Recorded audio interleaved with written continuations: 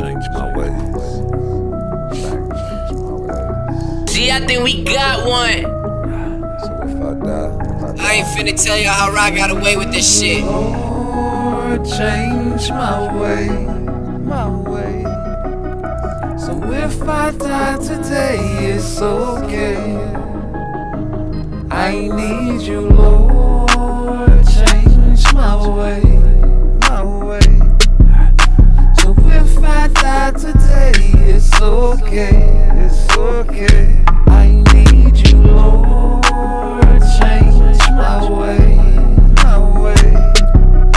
So if I die today, it's okay. Times get really hard, and I try to let me plead my heart, not die. I need you, Lord, is my friend that will forgive me for my same old sins. I need you, Lord, once again. Be there for my falling friend. You know the Lord always wins. Number one. I bet my very last on Him and win. But then there is all kinds of sin. Temptation in the soul within. Times get really hard, and I try. Come on. So let me plead my heart when I die. I need you. Let me plead the blood. I was a thug, spent half of my life trying to make it out the mud. My heart laced with grub, hard drugs and sentence, grinning in the police face, serving the sentence. Inches away from doing hard time, but if you think I care, I knew the Lord was gonna get a nigga out of there. I took the crime from the prime, started singing my song, got everybody singing along. But you know that times get really hard, and I try. Let me plead my heart when I die. Lord, change my way. Lord, help. So if I die today, it's okay. I need you, Lord, change my way. So if I die today, it's okay. Times get really hard, and I try. So let me plead my heart when I die. Change my way. I mean, you know I believe. So if I die today, it's okay. I need you. Lord, change my ways. Gee, I think we got one. So if I die, I ain't finna tell you how I got away with this shit. Lord, change my way. So if I die today, it's okay. I need you, Lord, change. Yes, it's me. It's always gonna be me. PARTTWICE on all platforms. I need y'all to hit the like button for me. Last week, where we left off at chapter 21 in Genesis. Pray for discernment and strength. Y'all out there got a 9 to 5, man, keep working. It's hard work, baby. We still slaves until we get our own, right? Like I said, all they pay us for is housing, clothing, food, give you a day off to go to church on Sundays, sometimes Saturdays, whatever. Now you can flex it. Now you can take a couple of days off. But it's the same thing. That's what they pay you for. And however much money you get paid, you can live in more extravagant plantations but you're still a slave until you can do what? Until you can manufacture a way to get your own money. That's why a lot of people out there selling drugs, because they feel like that's the only way they can be their own boss. A lot of women do felonious things with their own bodies because they feel like that's the way to be their own boss. A lot of people rob because that's the way they feel like they can be their own boss. They are true. They are not a slave. They are a slave to themselves or what they like in their wicked world. But as far as being a slave, no, they are free. The homeless are free. So, truth and reality. We left off on some real deep topics. Lot and his daughters. I want to get that out the way because this is Christianity. And this is for Christians. And I understand the Muslims don't believe in that story. So we have to be respectful of the Quran. You have to be respectful of everybody's religion. When we talking to the Christian. And in the Bible, what happened is written. When we understand the Bible as black folks, a lot of these scriptures are taken from the ancient scriptures and compiled to make their own interpretation of what the ancient scriptures are said. But the people are true because they are in the Quran and in the Bible. So whatever remix you got in the Bible, you have to have discernment. Now when they're talking about our prophets, you have to understand that these same scriptures and ancient scriptures are in other ancient scriptures. So those things can't be twisted or misconstrued. I digress because people want to know about Sarah. Her first name, before it was changed, was, what is it? I can't read this. Sarai,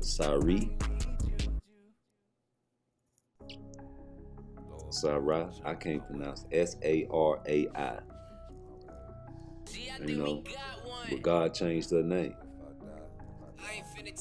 She couldn't have children, and she became an old woman without children. How many of y'all know women out there like that?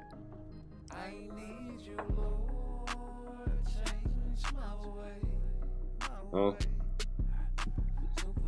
Go stream PARTTWICE. Change my ways on all platforms. How many of y'all know I got an auntie like that? Don't have no children. Very successful though. Blessed by God. Smart. And, you know, we have a lot of women out there like that. So when you get old, ladies, and you go through menopause and all that, you know the time for having children is over. But Sarah is in her 90s, right? And Abraham was in his hundreds. Old. Alright. But God promised her a son, right? And the son was Isaac. But before that son came, she didn't believe when the angels came and said this because she was listening from the back. Angels talking to her husband, Abraham. Because all throughout this, before the angels came, man, they were desperate. They wanted somebody to have Abraham's fortune. When he died, he couldn't have a son. She was, infertile. She couldn't have children. So she gave permission for Abraham to sleep with the help, as you would say. And she had a son.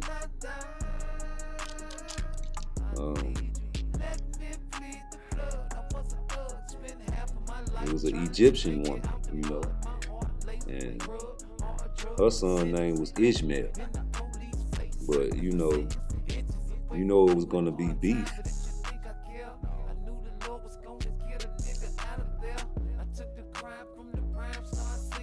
Between, tensions about that because she's barren. She can't have children.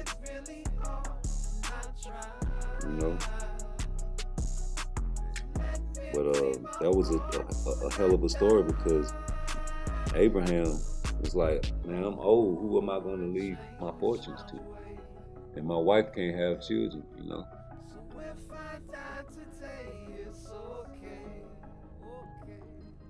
That was deep. But the story goes on, you know. The prophecy came true. And Sarah had children. And after that comes the drama, you know. And what's the drama? Well, let's go on and let's read on.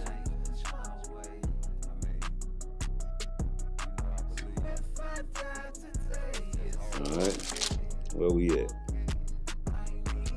And the Lord visited Sarah, and he had said, and the Lord did for her as he promised. For Sarah became pregnant and bore Abraham's son in his old age, and set time God had told him. Abraham named his son, whom Sarah bore to him, Isaac, laughter. And Abraham circumcised his son Isaac when he was 8 days old. God commanded him. Abraham was 100 years old when Isaac was born. And Sarah said, God has made me to laugh. All who hear will laugh with me. And she said, who would have said to Abraham that Sarah would nurse children at the breast? For I have borne him a son in his old age. And the child grew and was weaned. And Abraham made a great feast the same day, and Isaac weaned. Now Sarah saw the son of Hagar, the Egyptian, whom she had borne to Abraham, mocking Isaac. Therefore she said to Abraham, cast out this bondwoman and her son, for the son of this bondwoman shall not be an heir with my son Isaac. And the thing was very grievous, serious evil in Abraham's sight on account of his son Ishmael. God said to Abraham, do not let it seem grievous and evil to you because of the youth in your bondwoman. But in all that Sarah has said to you, do what she asks. For in Isaac shall your posterity be called. And I will make a nation of a son in the bondwoman also, because he is your offspring.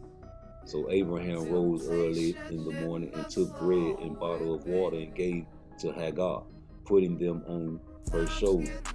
And he sent her and the youth away. And she wandered aimlessly, lost her way into the wilderness. When the water of the bottle was gone, Hagar caused the youth to lie down under the shrubs. Then she went and sat down opposite a good way off, about 5 shot. For she said, let me see the death of the lad. And as she sat down opposite him, he lifted up his voice and wept, and raised her voice and wept. And God heard the voice of the youth. And the angel of God called to Hagar out of heaven and said to her, what troubles you? Fear not, for God has heard the voice of the youth where he is. Arise, raise up the youth and support him with your hand, for I intend to make him a great nation. Then God opened her eyes, and she saw a well of water. And she went and filled the empty bottle with water and caused the youth to drink. And God was with the youth, and he developed, and he dwelt in the wilderness and became an archer. He dwelt in the wilderness, and his mother took a wife for him out of the land of Egypt. At that time, the commander of his army, Abraham, God is with you in everything you do. So now swear to me here by God that you will not deal falsely with me, or with my son, or with my posterity. But as I have dealt with you kindly, you will do the same with me, and with the land in which you have sojourned. And Abraham said, I will swear. When Abraham complained and reasoned with Amalek about the well of water servants had violently seized, he said, I know not who did this thing. You did not tell me, and I did not hear of it till today. So Abraham took sheep and gave them to Amalek, and 2 men made a league or a covenant. Abraham set apart lamb and flock. Amalek said to Abraham, what do these 7 lambs which you have set apart mean?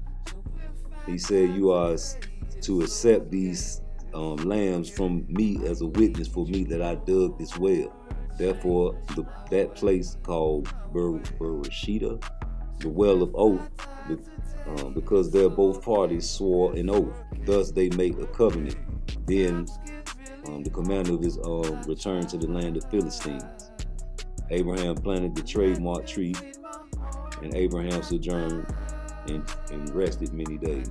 After these events, God tested and proved Abraham and said to him, Abraham, here I am. Take your sons, your only son Isaac, whom you love, and go to the region of Moriah, and offer him there as a burnt offering upon the mountains of which I will tell you. So Abraham rose early in the morning, saddled his donkey, and took 2 young men with him and his son Isaac, and he split the wood for burnt offerings, and began the trip to the place on which God had told him. And on the 3rd day, Abraham looked up and saw the place in the distance. And Abraham said to his servant, settle down and stay there with the donkey. You hear me? And the land and the young man will go yonder and worship and come again to you. Then Abraham took the wood for burnt offering and laid it on the shoulders. Isaac his son, he took the fire in his own hand and a knife, and 2 of them went on together. And Isaac said to Abraham, my father. And he said, here I am, my son. See, here are the fire and the wood, but where is the lamb for the burnt sacrifice? Abraham said, my son, God himself will provide a lamb for the burnt offering. So the 2 went together. When they came to a place on which God had told him, Abraham built the altar there. Then he laid the wood in order and bound Isaac his son and laid him on the altar on the wood. I'm gonna get back to this verse right here, because it said, and Isaac said to Abraham, remember, after these events, God tested and proved Abraham and said to him, Abraham, here I am. God said, take now your son, your only son Isaac, whom you love, and go to the region of Moriah and offer him there as a burnt offering upon one of the mountains of which I tell you. And all Abraham did was rise early into the morning, saddle his donkey, no questions asked. And Isaac knew about the burnt offering. And Isaac said, who's going to be sacrificed? He was like, Isaac. Isaac said to Abraham, my father. And he said, here I am, my son. See, here are the fire and the wood, but where is the lamb for the burnt sacrifice? Where is the lamb? Who is referenced as the lamb? Jesus, right? For the lamb. Abraham said, my son, God himself will provide a lamb for the burnt offering. I say, Abraham said, God himself will provide a lamb for the offering. So they went on together, and when they came to the place in which God told him, Abraham built the altar and laid the wood in order and bound Isaac his son and laid him on the altar on the wood. And Abraham stretched forth his hand and took hold the knife to slay his son. But the angel of the Lord called to him from heaven and said, Abraham, here I am. And he said, do not lay your hand on the lad or do anything to him. For now I know you fear and revere God. See, remember, he said after these days and events, God tested and proved Abraham and said to him, Abraham, here I am. Take now your son, your only son Isaac, whom you love, and go to the regions of Moriah and offer him there as a burnt offering upon the mountains of which I choose. And he had no questions about that. He just rose up early in the morning, saddled his donkey, grabbed his son, and told him it was an offering. You can't go against God if you was a true religious man. And Isaac said to Abraham, my father, he said, here I am, my son. Isaac said, see, here are 2 fire and wood and burnt Where are the lamb for the burnt sacrifice? Abraham said, my son, God himself will provide a lamb for the burnt offering. So the two went together when they came to the place in which God told him, and Abraham built an altar there. Then he laid the wood and bound Isaac, his son, and laid him on the altar. And Abraham stretched forth his hand and took hold of the knife to slay his son. But the angel of the Lord called to him from heaven and said, Abraham, here I am. And he said, do not lay your hand on the lad or do anything to him, for now I know that you fear and revere God, since you have not held back from me or begrudged giving me your son, your only son. And Abraham looked up and glanced around, and behold, behind him was a ram caught by the thicket by his horns. And Abraham went and took the ram and offered it up for a burnt offering and ascending sacrifice instead of his son. So Abraham called the name of that place, the Lord will provide. And it said to this day, on the mount of the Lord it will be provided.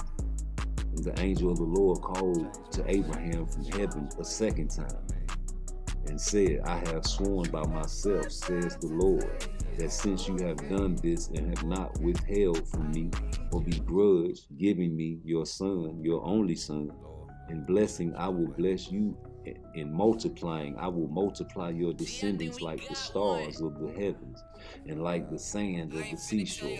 And your seed, heir, will possess the gate of his enemies.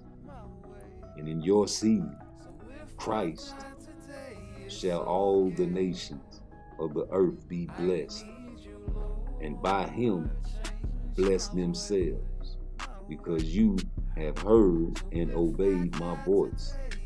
So Abraham returned to his servants, and they rose up and went with him to Beersheba, and Abraham lived. Now after these things, it was told Abraham,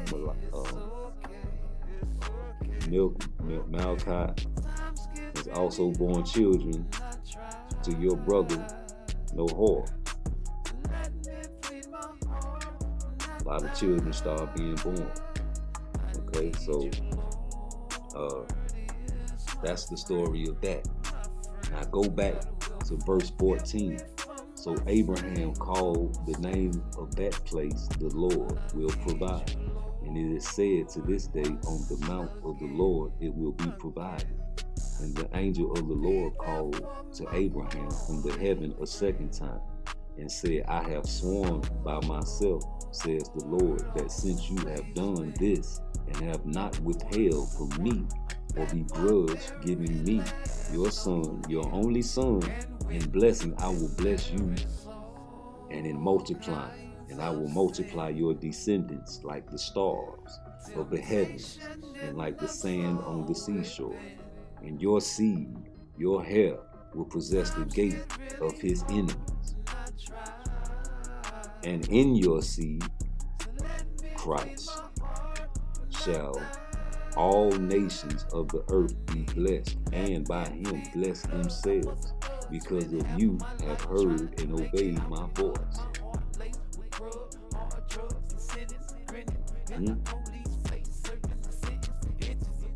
Let that sink in.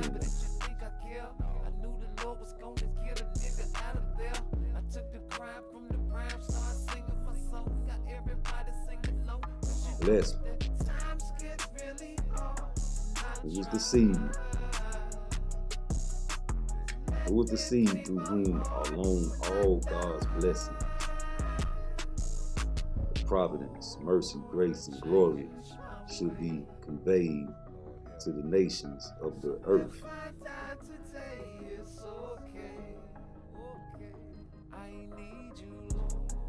Jesus. Because like I said, so Abraham returned to his servants, and they rose up and went with him. And they lived. There Abraham lived. Now after these things it was told, Abraham, Malachi has also borne children to your brother. Sarah lived 127 years. This was the length and the life of Sarah. And Sarah died in the land of Canaan. Abraham went to mourn Sarah and weep for her. And Abraham stood up from before his dead and said to his son, Heth, I am a stranger and a sojourner with you. Give me property for a burial place among you, that I may bury my dead out of my sight. And they replied to Abraham, Listen to us, my Lord, you are a mighty prince among us. Bury your dead in any tomb or grave of ours that you choose. None of us will withhold from you his tomb or hinder you from burying your dead. And Abraham stood up and bowed himself to the people in the land of Hittites. And he said to them, If you are willing to grant my dead a burial out of my sight, listen to me, son of Zoran, for me, that he may give me a cave which he owns, and it will end of his field. For the full price let him give it to me here in your presence as a burial place to which I may hold fast among you. Now Aaron was present there amongst the Son of Heaven. So in the hearing of all this went into a gate, his city, and saying, No, Lord, hear me. I give you the field and the cave that is in. I give it to you. The presence of sons, my people, I give it to you. Bury your dead. And Abraham bowed himself down to the people of the land. And he said, the presence of the people in the land, well, if you will give it, I beg of you, hear me. I will give you the price of the field. Accept it from me, and I will bury my dead. They said, My Lord, listen to me. The land is worth 40 shekels of silver. What is that between you and me? So bury your dead. So Abraham listened to him. He acted upon it. He weighed to Ephron the silver, and he had named the heri 400 shekels of silver, according to the weight current among merchants. So the field, don't nobody want nothing for free. I'm gonna pay my way. Just put me on, let me get this land, the field, which was to the earth, and the field and the cave in which it was in, and all the trees that was the field, and all the borders round about was made over. And the possession to Abraham, the presence of Hittites before it went to his city gate. After this, Abraham buried Sarah his wife in the cave in the land of Canaan. Now Abraham was old, well advanced in his years, and the Lord blessed Abraham in all things. And Abraham said to the eldest servant to his house, who ruled over the land, I beg of you, put your hand under my thigh and swear by Lord, heaven and earth, you will not take a wife for my son from the daughters of Canaanites, among whom I have settled. But you shall go to my country and to my relatives and take a wife for my son Isaac. The servant said to him, But perhaps the woman will not be willing to come along after me to this country. Must I take your son to the country from which you came? Abraham said to him, See to it that you do not take my son back there. The Lord, the God of heaven, who took me from my father's house, from my land, of my family, and my birth, who spoke to me and swore to me, saying, To your offspring I will give this land. He will send an angel before you, and you will take a wife from there for my son. And if a woman should not be willing to go along after you, then you will be clear from this oath. Only you must not take my son back there. So the servant put his hand under his thigh of Abraham, his master, and swore to him concerning this matter. And the servant took 10 of his master's camels and departed, taking some of all his master's treasures with him. Thus he journeyed to the land, Euphrates, and the city near Abraham's brother. And he made his camels to kneel down outside city by a well of water at the time of the evening when the women go to draw the water. And he said, O Lord God of Master Abraham, I pray you cause me to meet with good success today and show kindness to Master Abraham. See, I stand here by the well, and the daughters of the men in the city are coming to draw water. And let it so that be that the girl to whom I say, I pray you, let down your jar that I may drink. And she replied, Drink, and I will give your camels drink also. Let her be the one whom you selected and appointed and indicated for your servant Isaac to be a wife to him. And by it I shall know that you have known kindness and faithfulness to my master. Before he had finished speaking, behold, out came Rebekah, who was the daughter of Bethuel, the son of Melchi, who was the wife of Norah, the brother of Abraham, with her water jar on her shoulder. And the girl was very beautiful and attractive, chaste and modest, and unmarried. And she went down to the well, filled her water jar, and came up. And the servant ran to meet her and said, I pray you, let me drink a little water from your jar. And she said, drink, my lord. And she quickly let down her jar unto her hand and gave him a drink. When she had given him a drink, she said, I will draw water for your camels also, until they finish drinking. So she quickly emptied her jar into the truck and ran again into the well and drew water for all his camels. The man stood gazing at her in silence, waiting to know if the Lord made his trip prosperous. And when the camels had finished drinking, the man took a gold earring or a nose ring and half a shekel in weight, and for her hands 2 bracelets and 10 shekels weight in gold, and said, whose daughter are you? I pray you tell me, is there room in your father's house for us to lodge there? And she said to him, I am the daughter of Bethuel, son of Melchi, and her husband Nahor. She said also to him, we have both straw and fodder enough, also room in which to lodge. The man bowed down his head and worshiped the Lord, and said, blessed be the Lord, my God, master Abraham, who has not left my master bereft and destitute of his loving kindness and steadfastness. Also for me, as for me going on the way, obedience and faith, the Lord led me to the house of my master's kinsman. The girl related to her mother's household what had happened. Now Rebekah had her brother whose name was Laban, and Laban ran out to the man at the well.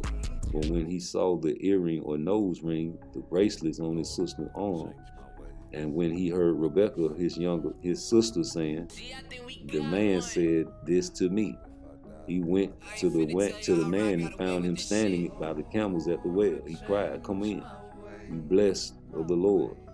Why do you stand outside? For I have made the house ready and have prepared a place for the camels. So the man came into the house, and Laban girded his camels and gave straw and provender for the camels and water to bathe his feet and the feet of the men who were with him. A meal was set before him, but he said, I will not eat until I have told of my errand. And Laban said, speak on. And he said, I am Abraham's servant, and the Lord has blessed my master mightily and has become great. And he has given him flocks, herds, silver, gold, merchants, maidservants, camels, asses, and Sarah, my master's wife, bore a son to my master when he was old. And to him he has given all that he has. And my master made me swear, saying, you must not take a wife for my son from the daughters of the Canaanites, in whose land I dwell. But you shall go to my father's house and to my family and take a wife for my son. And I said to my master, but suppose the woman would not follow me. And he said to me, the Lord, in whose presence I walk habitually, will send his angel with you and prosper your way. And you will take a wife for my son, for my kindred, in my father's house. Then you shall clear my oath when you come to my kindred, and if they do not give her to you, you shall be free and innocent of my oath. I came today to the well and said, O Lord, God of my master Abraham, if you are now causing me to go on my way prosperously, see, I am standing by the well of water. Now let it be that when the maiden comes out to draw water, and I say to her, I pray you give me a little water to drink. And if she says to me, you drink, and I will draw water for your camels also, let the same woman be the one whom the Lord has selected and indicated for my master's son. Can you hear me?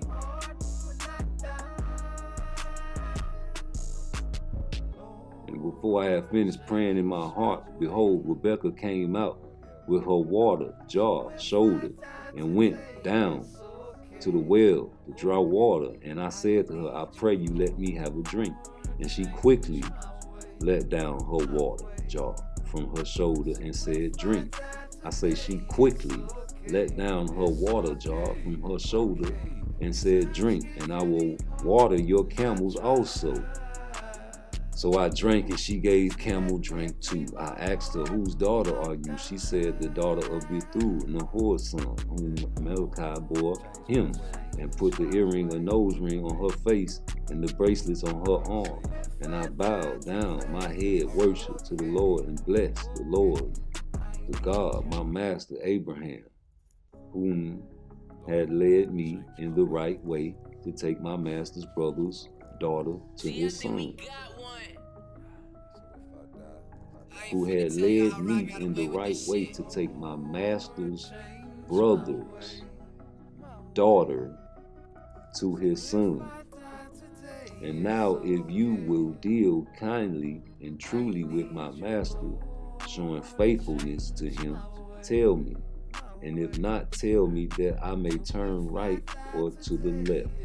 Then Laban Bethuel answered, the thing comes from the Lord. We cannot speak bad or good to you. Rebekah is before you. Take her and go, and let her be the wife of your master's son. And the Lord has said. And when Abraham's servant heard the words, he bowed himself to the ground before the Lord. And the servant brought out jewels of silver, jewel and gold and garments, and gave them to Rebekah. He also gave precious things to her brother and her mother. Then they ate and drank, he and the men who were with him, and stayed there all night. And in the morning they arose, and he said, send me away to my master. But Rebekah's brother and mother said, let the girl stay with us a few days, at least 10, then she may go. But the servant said to them, do not hinder and delay me, seeing that the Lord has caused me to go prosperously on my way. Send me away that I may go to my master. And they said, we will call the girl and ask her what is her desire. So they called Rebekah and said to her, would you go with this man? And she said, I will go. And so they sent away Rebekah, their sister, and her nurse Deborah, and Abraham's servant, and his men. They blessed Rebekah and said to her, you are our sister. May you become the mother of thousands and 10,000, and let your posterity possess the gate of their enemy. And Rebekah and her maids arose and followed the man upon her camel. Thus the servant took Rebekah and went on his way. Now Isaac returned from going to the well, a well to the living one who sees me. But now he dwelt in the south country. And Isaac went to meditate and bow down in the prayer in the open country in the evening, and looked out, and behold, the camels were coming. And Rebekah looked up, and when she saw Isaac, she dismounted from the camel. For she had said to the servant, who is that man walking across the field to meet us? And the servant had said, he is my master. So he took a veil and concealed herself with it. And the servant told Isaac everything that he had done. And Isaac brought her into mother Sarah's tent, and took Rebekah, and she became his wife. And he loved her. Thus Isaac was comforted after his mother's death. Abraham took another wife, and her name was Keturah, and she bore him Zimran, Jokab, Medan, Ishbak, and Shua. The days of Abraham's life were 175 years.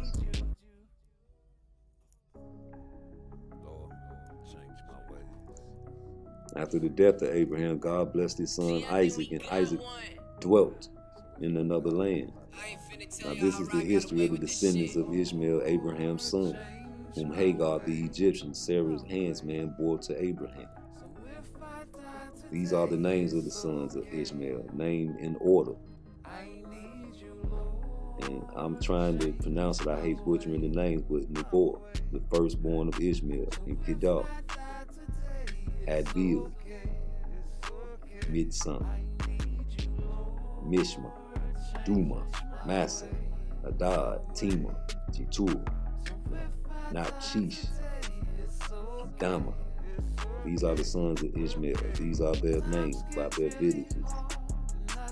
And Ishmael lived 137 years, then his spirit left him and he died. He was gathered to his kingdom. Isaac was 40 years old when he married Rebekah, the daughter of Bethuel, the sister of Laban. And Isaac prayed much to the Lord for his wife because she was unable to bear children, and the Lord granted his prayer, and Rebekah, his wife, became pregnant. 2 children struggled together within her, and she said, "Is it so? The Lord has heard our prayer. Why am I like this?" And she went to inquire unto the Lord, and the Lord said to her, "The founding of 2 nations are in your womb, and the separation of 2 people has begun in your body. The one people shall be stronger than the other, and the elder shall serve the younger." When her days to be delivered were fulfilled, behold, there were twins in her womb. The first came out red all over like a hairy garment, and they named him Esau. Afterward, his brother came forth, and his hand grasped Esau's heel. So he was named Jacob. Isaac was 60 years old when she gave birth to them. When the boys grew up, Esau was cunning and skilled, hunter, a man of outdoors, but Jacob was a plain and quiet man, dwelling in tents. And Isaac loved and was partial to Esau because he ate of Esau's game, but Rebekah loved Jacob. Jacob was boiling pottage one day when Esau came from the field and was faint with hunger.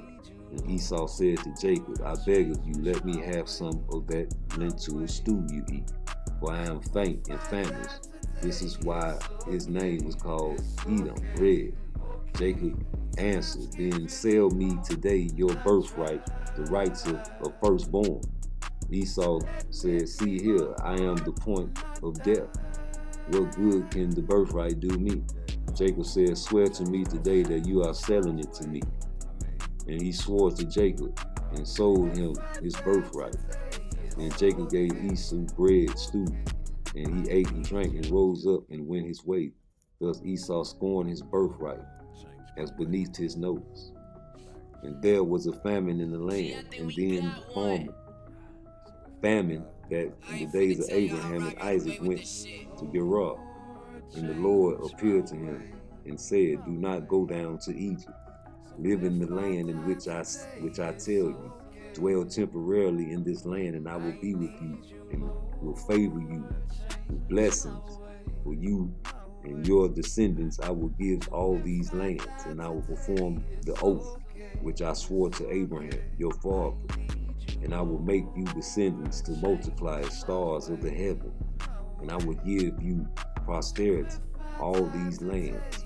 Your offspring shall be the nations of the earth be blessed, for by him blessed themselves. For Abraham listened to and obeyed my voice and kept my my charge, my command, my statutes, and my laws." So Isaac stayed in Gerar. So these men placed him about his wife. They asked him about his wife, and he said, "She is my sister." For he was afraid to say, "She is my wife," thinking lest the men in the place should kill me for Rebekah, because she is attractive and is beautiful to look upon. When he had been there a long time, and the king of Philistines looked out the window and saw Isaac caressing Rebekah, his wife.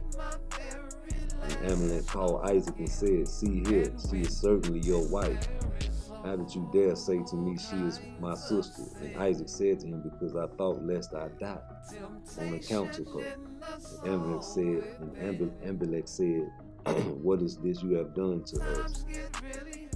One of the men might easily have lain with your wife, and you would have brought guilt and sin upon us.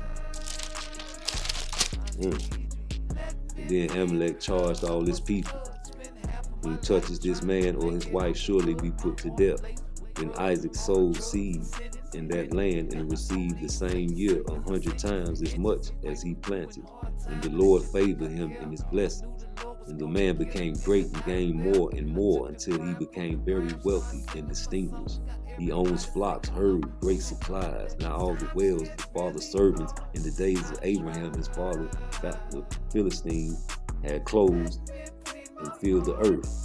And Amalek said to Isaac, go away from us, for you are much mightier than we are.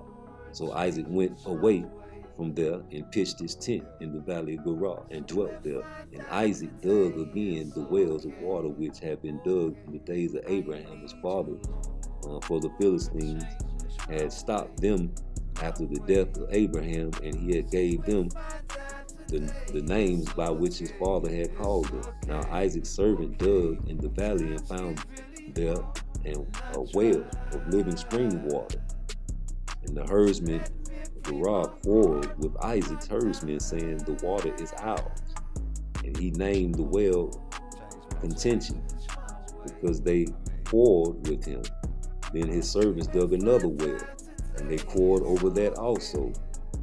So he named it Enmity. And he moved away from there and dug another well. And for that one they did not quarrel. He named it Room, saying, for now the Lord has made room for us, and we shall be fruitful in the land. Now he went up from there to Beersheba, and the Lord appeared to him the same night and said, I am God of Abraham, your father. Fear not, for I am with you, and I will favor you with blessings and multiply your descendants for the sake of my servant Abraham. And Isaac built an altar there and called out to the name of the Lord and pitched his tent there. And Isaac's servant was digging a well and went away from Gerar, and when one of his friends, his army commanders, came. Isaac said to him, why have you come to me, seeing that you hate me and have sent me away from you? They said, we saw that the Lord was certainly with you.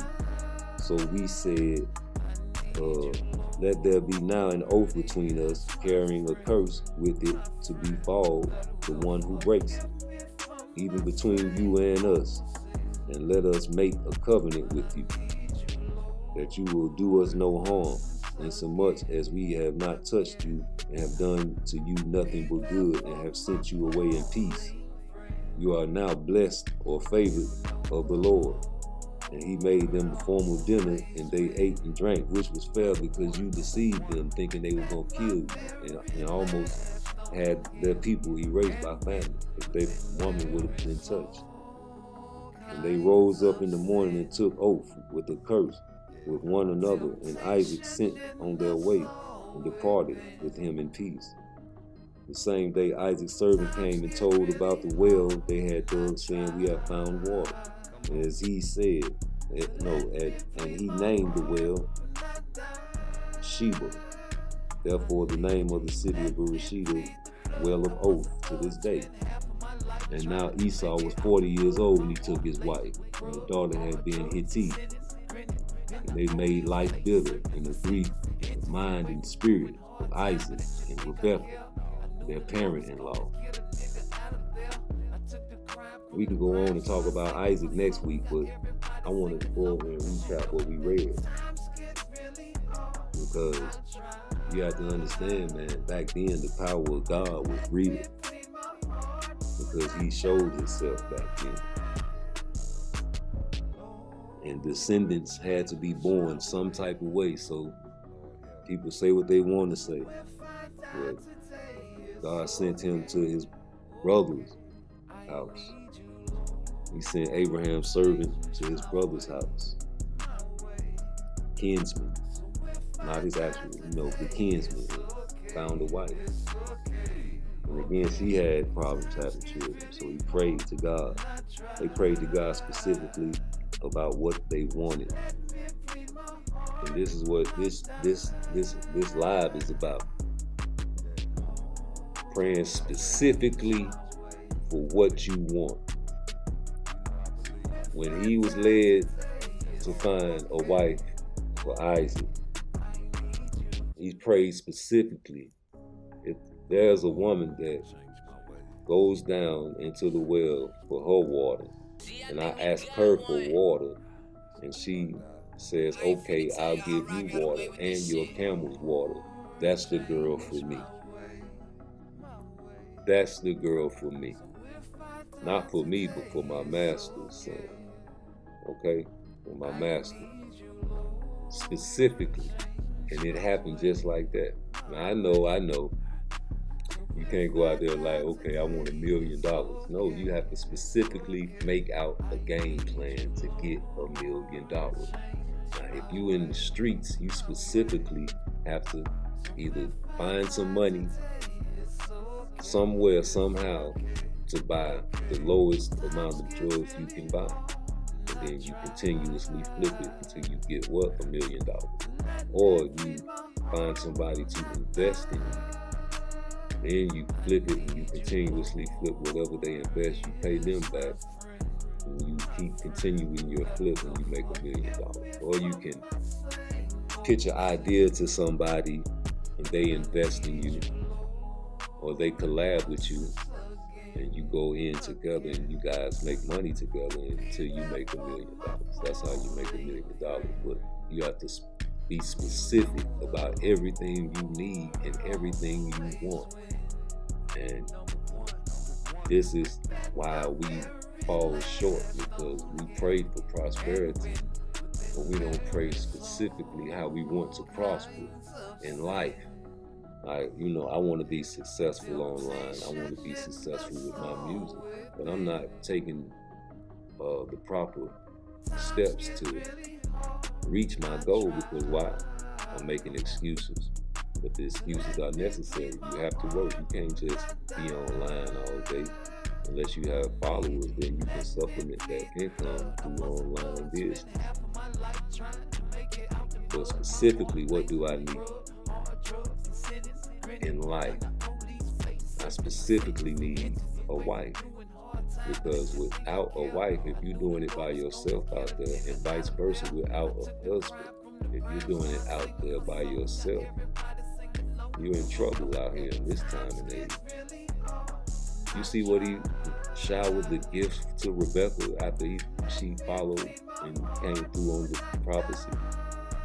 You're supposed to shower your girl with jewelry and gifts and food and shelter and everything that makes her happy, because that's what women should want out of life, to be comfortable and taken care of. Bear the children. If you can bear children with your body, your biological body, and men can't bear the children, that means men are meant to work. We give you the seed, and then you bear the children. You're supposed to be so well taken care of that you can relax and take care of the children and be luxury and just be showered and pampered like a true queen is supposed to be. But the reality of the situation is it's so hard in America to survive on your own that you don't have enough time and money to shower anybody, not even yourself. So how can you shower your woman with so much luxury and treat her so good and say, baby, don't go to work, you just rest and dress and impress and stay home and find you something at home and get you some money if that's what you want to do. But it's hard to do that because, man, it's hard to, just snap your fingers and make money online. You know what I'm saying? A lot of people don't even hit your like button, and they like what you say. They're so intrigued by what you say. They've been listening so long to what you say, but they just won't even take the time to hit your like button. They want to see if you say something wrong in your videos so they can not like your videos. But you got to take the good out the bad. Look at the bad things that happen to lie. Now, I told you guys that there's a lot of great Muslim brothers that don't believe in everything the Bible says. And you as black people should not believe everything you see. Because, certain things are manufactured and remixed. You have to wonder about the remixing of the Bible. But, certain things are in chronological order and certain things are in both Quran and the Bible. but they disagree against the Lot situation, how his daughters had to just witness Sodom and Gomorrah being destroyed by God, thinking that that was the end of humanity. Like, imagine if you were sitting at home right now, just fire just start coming out the sky, burning buildings up, man. It would be like something on a movie, right? You would think it's the end of the world, right? So how would you repopulate the earth if you escape? You're the only people that escape. You, your sister, and your father. They say that they repopulated the earth by their father. And that's a hell of a story. So a lot of people don't believe that. They tear that page out the Bible. But it's in the Bible. And like you say, you have to decipher which stories you want to believe and which ones you don't want to believe. If you're a Christian, you should believe the Bible, right? If you're a Muslim, you can't believe these stories. Just certain parts of the Bible. You can tear it out the Bible if you want to. But we Christians, we believe these stories, right? So we have to go by what's said. And what was said was that they repopulated the earth, thinking that the fear of all mankind, like, you know, they still have fresh the memories, like we still have fresh the memories of slavery, even though we never went through slavery. We talk about slavery, you know what I'm saying, how it's affecting black people in America, right? Well, back then, in those days, they would talk about the great flood of Noah, like they talk about slavery today. Like, man, what if they flood again, you know? But God made the covenant with the rainbow, saying he would never flood the earth again. But he didn't say nothing about the shooting fire from the sky, asteroids. Okay, so those the fire came down and destroyed the buildings. And they escaped with the help of the angels and God sent down. So what you got to do to come through and survive. Abraham was an old man when he got Sarah pregnant. Sarah couldn't believe it either. She laughed. That's why they named the son that. But there had to be a heir. And so it moves on to Rebecca. She fed the camels and she offered the servant water quickly. And he showered her with gifts. And he took her back to his master. And they couldn't have children, but he prayed to God and said he needed an heir. And what did God do? He gave her 2 sons, twins, inside her belly, because they would be what? Opposite of each other. And they would birth the problems that we have in this nation now. One was what color? Red. And what was, you know, the other? One was trying to do what? And one was jealous of who? One came out the womb first and one grabbed onto the foot.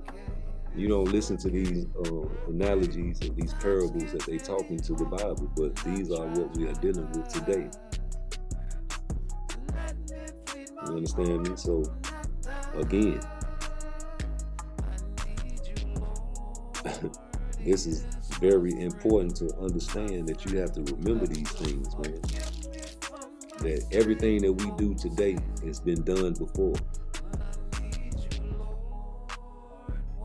Everything that we do today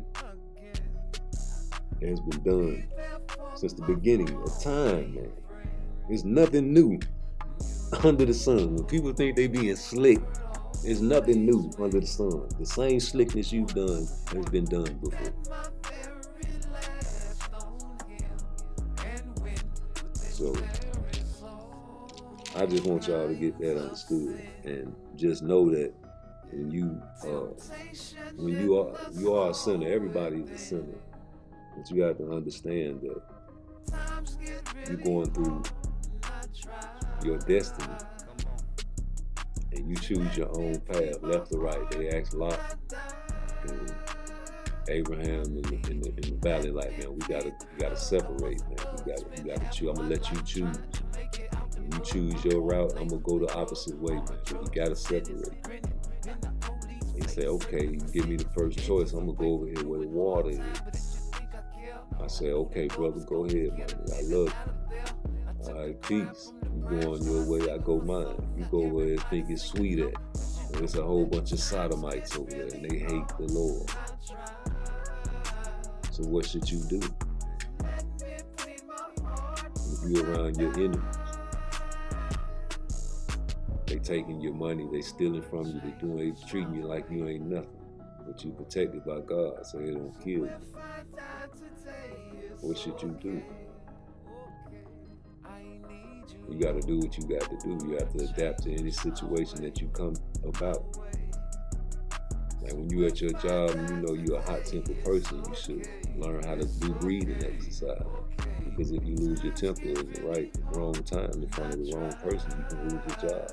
And if you lose your job, you can't pay no bills. You can't do all the things in life that you love to do as a slave. You know, we're only allowed to go to work, come home, get some rest, go to work, come home, get some rest. In between time, we do what we do. We pay for it and we wake up to go to work, don't we? Yeah, when you go out and you have fun after work or do whatever it is you do, get on your recreational drugs, get your alcohol, get your beer, get your liquor, get your Hennessy.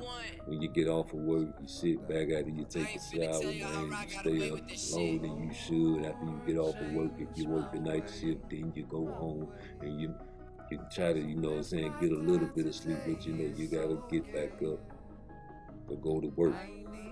You know, master ain't trying to hear nothing about that. You tired. And the way they crack the whip is they fire your ass, or they give you some points or talk about your production, write you up. Can't physically strap you with the whip no more, but you got to work. So why is it that in 2023 there's so many single people out there? Don't you know that it takes two? Two heads are better than one. You see what these people put up with? It's not about being comfortable, man. It's about security. It's about security. They sent this angel to this man's brother's kinsman's house. So Abraham's kinsman and found a wife. It was brutal back then. But that's when the Quran steps in. The Quran said this was the end of all the corruption. There was enough people populating the earth to stop all the madness. Sleeping with your kinsman is not right. But that's what happened.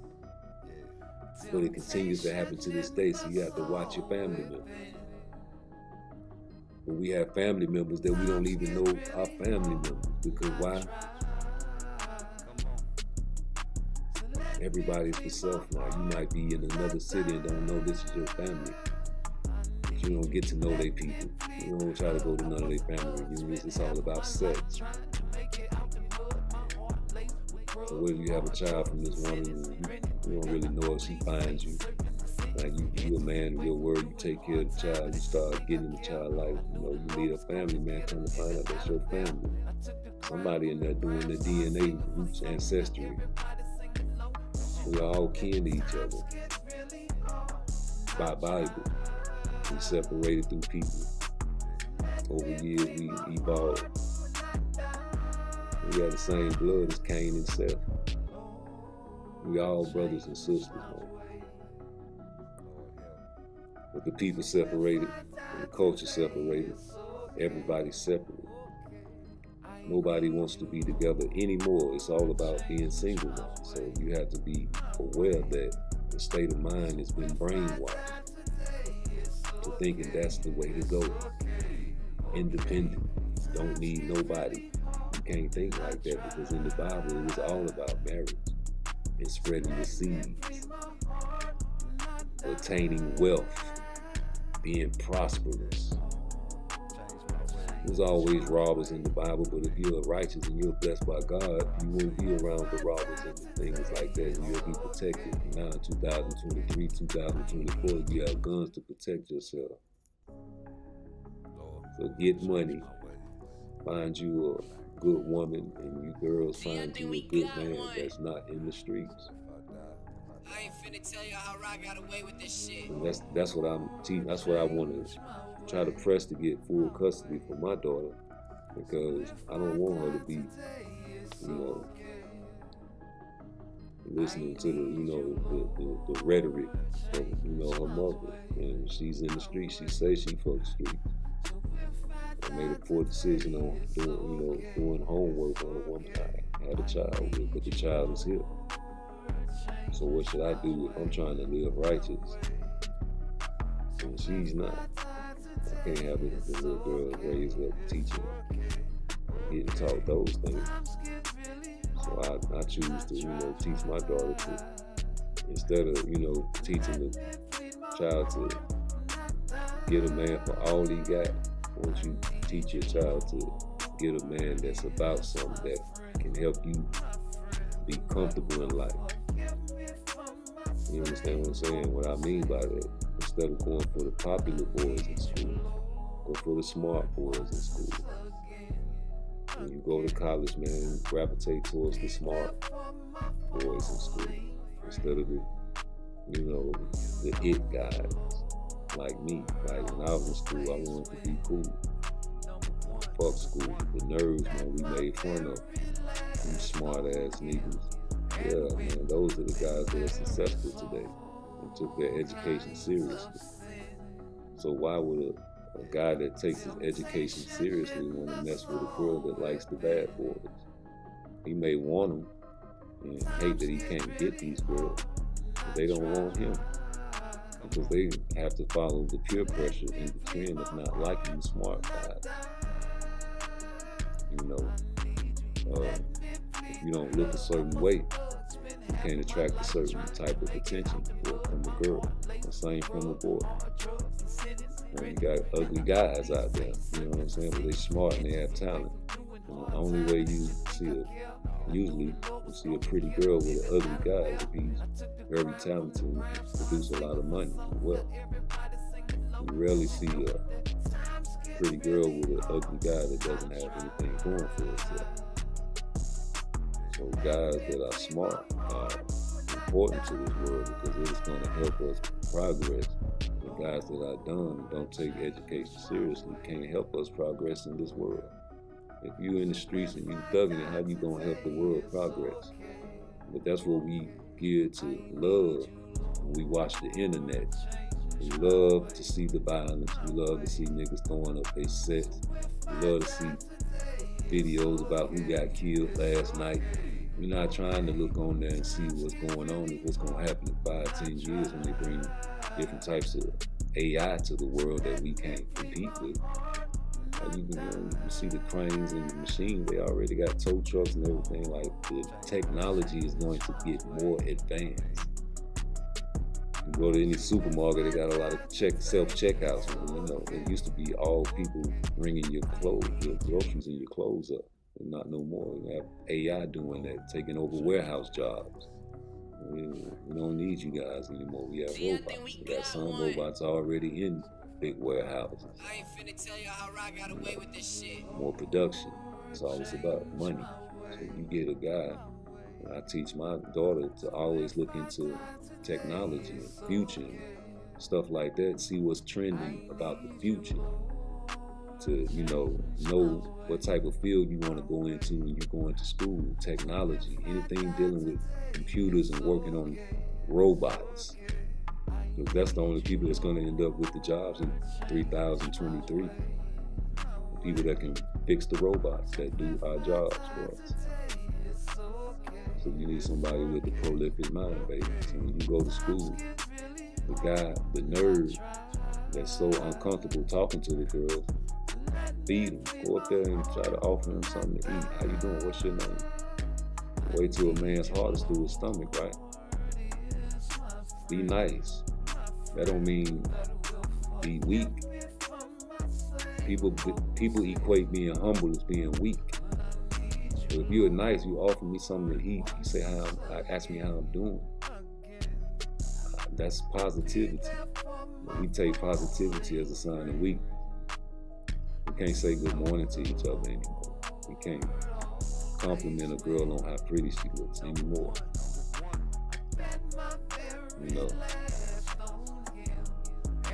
So we have to get out of that and teach your children better. Like, I don't want my child to be just talking and being nice to everybody. Yeah, but you have to teach your children how to decipher on who's who. That's your responsibility. I'm not telling you to raise no naive children. I'm telling you to know how to decipher just like you know how to decipher. You have to train your children just like you have people out there training their children to how to reload guns and cultivate and kill chickens and all kinds of shit, right?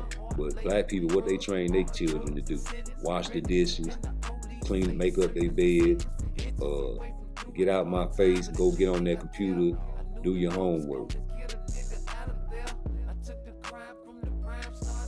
When you go over there in Japan, you see a 5-year-old kid cooking dinner for his 2-year-old sister in a big ass wok pan, frying eggs and rice. When you give a 5-year-old in America a skillet and some rice and some eggs, man, you might set the house on fire. So it's all about what you train your children to do. I'm training my children to be smart and self-defensive.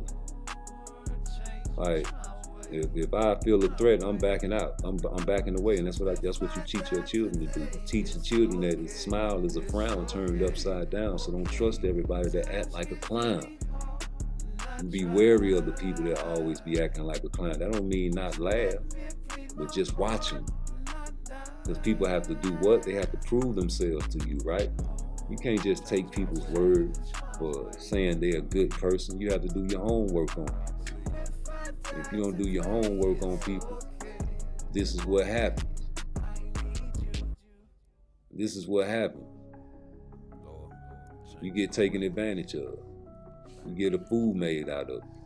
People take your kindness for a weakness, and they try to take advantage of you. So you got to understand that you're not weak. You just have to understand that people are going to try you if you are good. But you got so many people that think that if just by acting like they're a bad person, that'll keep people from messing with them. If I act like I'm a gangster, yeah, that might keep somebody off of me. If I act like I can fight, maybe nobody will beat me up. If I talk real loud, maybe somebody will be scared of me. Because guess what? I'm scared when motherfuckers yell at me. Yeah, I'm scared if a dog bark right now. Woo! I jump because I'm scary for real in real life. A lot of people tote guns because they know they can't fight. A lot of people will shoot because they have wild tempers and can't control their emotions. And as a man, if you can't control your emotions, you are weak. And as a woman, we have to understand that they are emotional creatures. But you have to understand that you are an emotional creature and control your anger in your mouth and your spirit. These are unnecessary things that a man should have to tell people. But we do have to abide by the laws and what happened in the Bible. We have to understand there will always be enmity between man and woman. But that doesn't mean we have to let it overthrow our spirit. There should be a good enmity between us. And when I say a good enmity, because the word enmity, you 2023 Google heads, go on and Google enmity, but I tell you what enmity means. It's like a constant struggle between people, a hostility. You understand what I'm saying? So if we were cursed by that from the Adam and Eve days, man.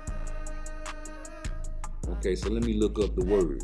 It say enmity refers to a state of deep-seated mutual hostility or hatred between individuals, groups, or entities. It goes beyond a simple disagreement or conflict. It implies a long-lasting, bitter hostility. Enmity can arise from various factors such as conflicting interests, beliefs, or historical grievances. In certain contexts, religious, political, or cultural differences can contribute to enmity between groups. Resolving enmity often requires addressing the root causes, fostering understanding, and promoting reconciliation. In personal relationships, overcoming enmity might involve communication, empathy, and a willingness to find a common ground. If you have if you have a specific context or scenario in mind related to enmity, I want you guys to feel free to comment in the comment section, because this is a show of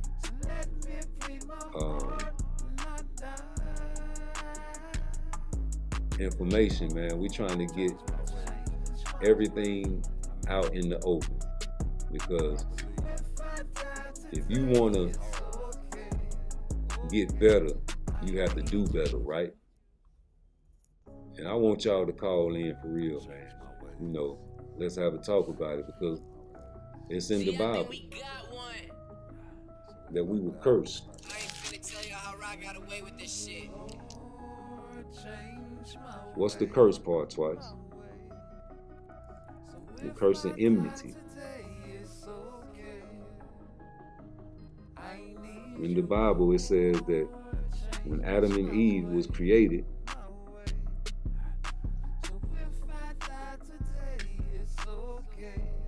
this is what happened.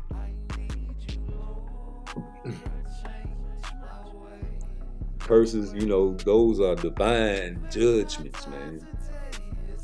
When I say divine, it's heavenly. With, you know, negative consequences, you hear me? And, you know, that's why I started in Genesis, because Genesis is the most important part of the Bible. This is where they couldn't take the ancient scriptures and remix it, along with Revelations. All right. The book of Genesis, after Adam and Eve, and Eve's disobedience, remember the Garden of Eden? God had curses because of that sin, right? Whatever the sin you want to make it to be, I don't care what you. I have an opinion on what I think the sin was, and that's just my opinion on it. The Bible talks in parables, but whatever it was the sin in the Garden of Eden. And he pronounced curses, 3 curses. Who was the 3 curses for? Well, the first curse was for the snake. Now we all looking at it like it was a snake, like we know. Well, even though we know we had dinosaurs, we never seen one close up, right? That was before our time, in the caveman days, so y'all say. But it was mythical creatures back then. Okay, so that was in chapter 3. So let's go back there, because I remember that curse. And a lot of people don't believe in voodoo. A lot of people don't believe in a lot of things, man. That's up to you. But you call it voodoo, you can call it whatever you want. But if you don't believe in God, then you don't believe in nothing. Okay?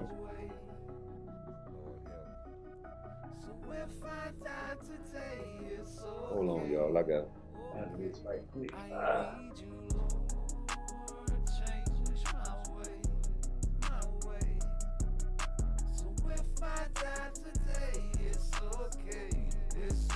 All right, I'm back.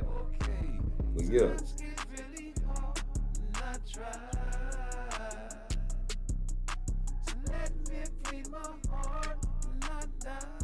So here you go. If you want to go back to the chapter 3 with me, let's go. Chapter 3.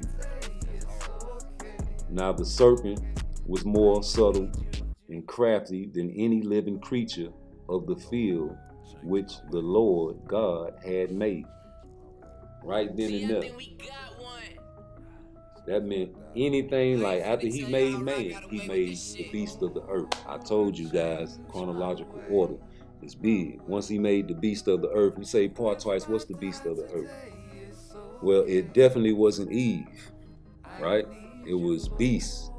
And back then, he was freestyling, doing the beast that we know today was not the beast back then. Like I said, we had dinosaurs and some creatures that we'll never know about. But he made the beast of the earth. Because he had made man, and he seen that man was alone. He said man was not meant to be alone. So he made the beast of the earth, Well, it could be dogs, cats, bears, tigers, or something mythical that you can even fathom in your brain, right? So when he made these beasts, he made one that would stand out of all beasts, and it was the serpent. But it wasn't the serpent that we know today, like the snakes we go to the zoo. And I have a live coming about the zoo too, because who cages animals? They're supposed to be free. But hey, now the serpent was more subtle and crafty than any living creature of the field which the Lord God had made. And he, Satan, said to the woman, can it really be that God has said, you shall not eat from every tree of the garden? You are a tree. And the woman said to the serpent, we may eat of the fruit from the trees of the garden, except the fruit of the tree which is in the middle of the garden. God has said, you shall not eat of it, neither you shall touch it, lest ye die. But the serpent said to the woman, you shall not surely die. But God knows that in the day that you eat it, your eyes will be open, and you will be like God, knowing differences between good and evil, and blessing and calamity. And when the woman saw that the tree was good and suitable, pleasant for food, and that it was delightful to look at, and the tree to be desired in order to make one wise, she took of its fruit and ate, and she gave some also to her husband, and he ate. And then the eyes of both of them were open, and they knew that they were naked. And they sewed fig leaves together and made themselves apron-like girdles. And then they heard the sound of the Lord God walking in the garden of cool of day. Who wore an outfit like that at a award show? Little Kim. Remember when she had the stuff covering her nipples and covering her little coochie? Anyway, he said, I heard you. He said, Adam said to him, where are you? God said, where are you? He said, I heard the sound of you walking in the garden, and I was afraid because I was naked, and I hid myself. And he said, who told you you was naked? You have eaten from the tree which I commanded you should not eat from. And the man said, the woman whom you gave to be with me, she gave me fruit from the tree, and I ate. And the Lord God said to the woman, what is this you have done? And the woman said, the serpent beguiled me. He deceived me, and I ate. And the Lord God said to the serpent, because you have done this, you are cursed above all domestic animals and above every wild living thing of the field. Upon your belly you shall go, and you shall eat dust and what it contains all the days of your life. That was the first curse, that he cursed the serpent for tricking Eve, which the serpent was filled with the Satan. They say that was Satan talking through the serpent, but it wasn't a snake because it was not on its belly. God cursed the serpent to his belly. So the serpent that we know today that slides on his belly is like that because he's been cursed to be like that. The serpent was man-like before he was like that. That's the only reason the serpent was inhabited by Satan, because it was the only thing that could trick Eve, to beguile her, to be slick, and trick her into eating from the tree that was forbidden. But what was the second curse? It was 3 curses. What was the second curse? After he cursed the snake to be on his belly for the rest of his life and to eat dust to the rest and to the end of his life. What was the second curse? Enmity. And I will put enmity between you and the woman, and between your offsprings and her offspring. He will bruise and tread your head underfoot, and you will lie in wait and bruise his head. Now, what does that mean? Because that's cursing both of us. I will put enmity between you and the woman, and between your offspring and her offspring. He will bruise and tread your head underfoot, and you will lie in wait and bruise his head. So we bruising each other. We going back and forth. That toxic relationship that you let it get toxic. But you didn't do your homework and find out this lady was crazy. Or you didn't do your homework and find out he was a woman beater. Or he was a real massive cheater. He picked a lot of bad, ratchet tricks. And it makes you wonder about why he picked you. Maybe you're ratchet, but you don't even think it. It's something he's seen in you. It's something you've seen in him. You don't like nerds. You don't like guys, that's out of your area. You don't go to places where guys that dress differently than the guys that you're attracted to. You don't go to the guys that, have the suits on. They're lame, remember? And the guys that's looking for the girls, they in the hoods. They don't want to go outside the hood because they feel like these girls can relate to them. They're uncomfortable when they're around other people that in a different area or a different culture than them. You go into a bar with a whole bunch of white people, you feel uncomfortable. You go into a bar with a whole bunch of black people, you feel comfortable. Vice versa. I ain't finna tell you how I got away with this. So he said, I will put enmity between you and the woman. So to the woman, he said, I will greatly multiply your grief and your suffering in pregnancy, and the pangs of childbearing. With spasms and distress you will bring forth children. Yet your desire and craving will be for your husband, and he will rule over you. And then the third curse, and to Adam he said, because you have listened and given heed to the voice of your wife, and have eaten of the tree on which I commanded you, saying, you shall not eat of it. The ground is under a curse because of you.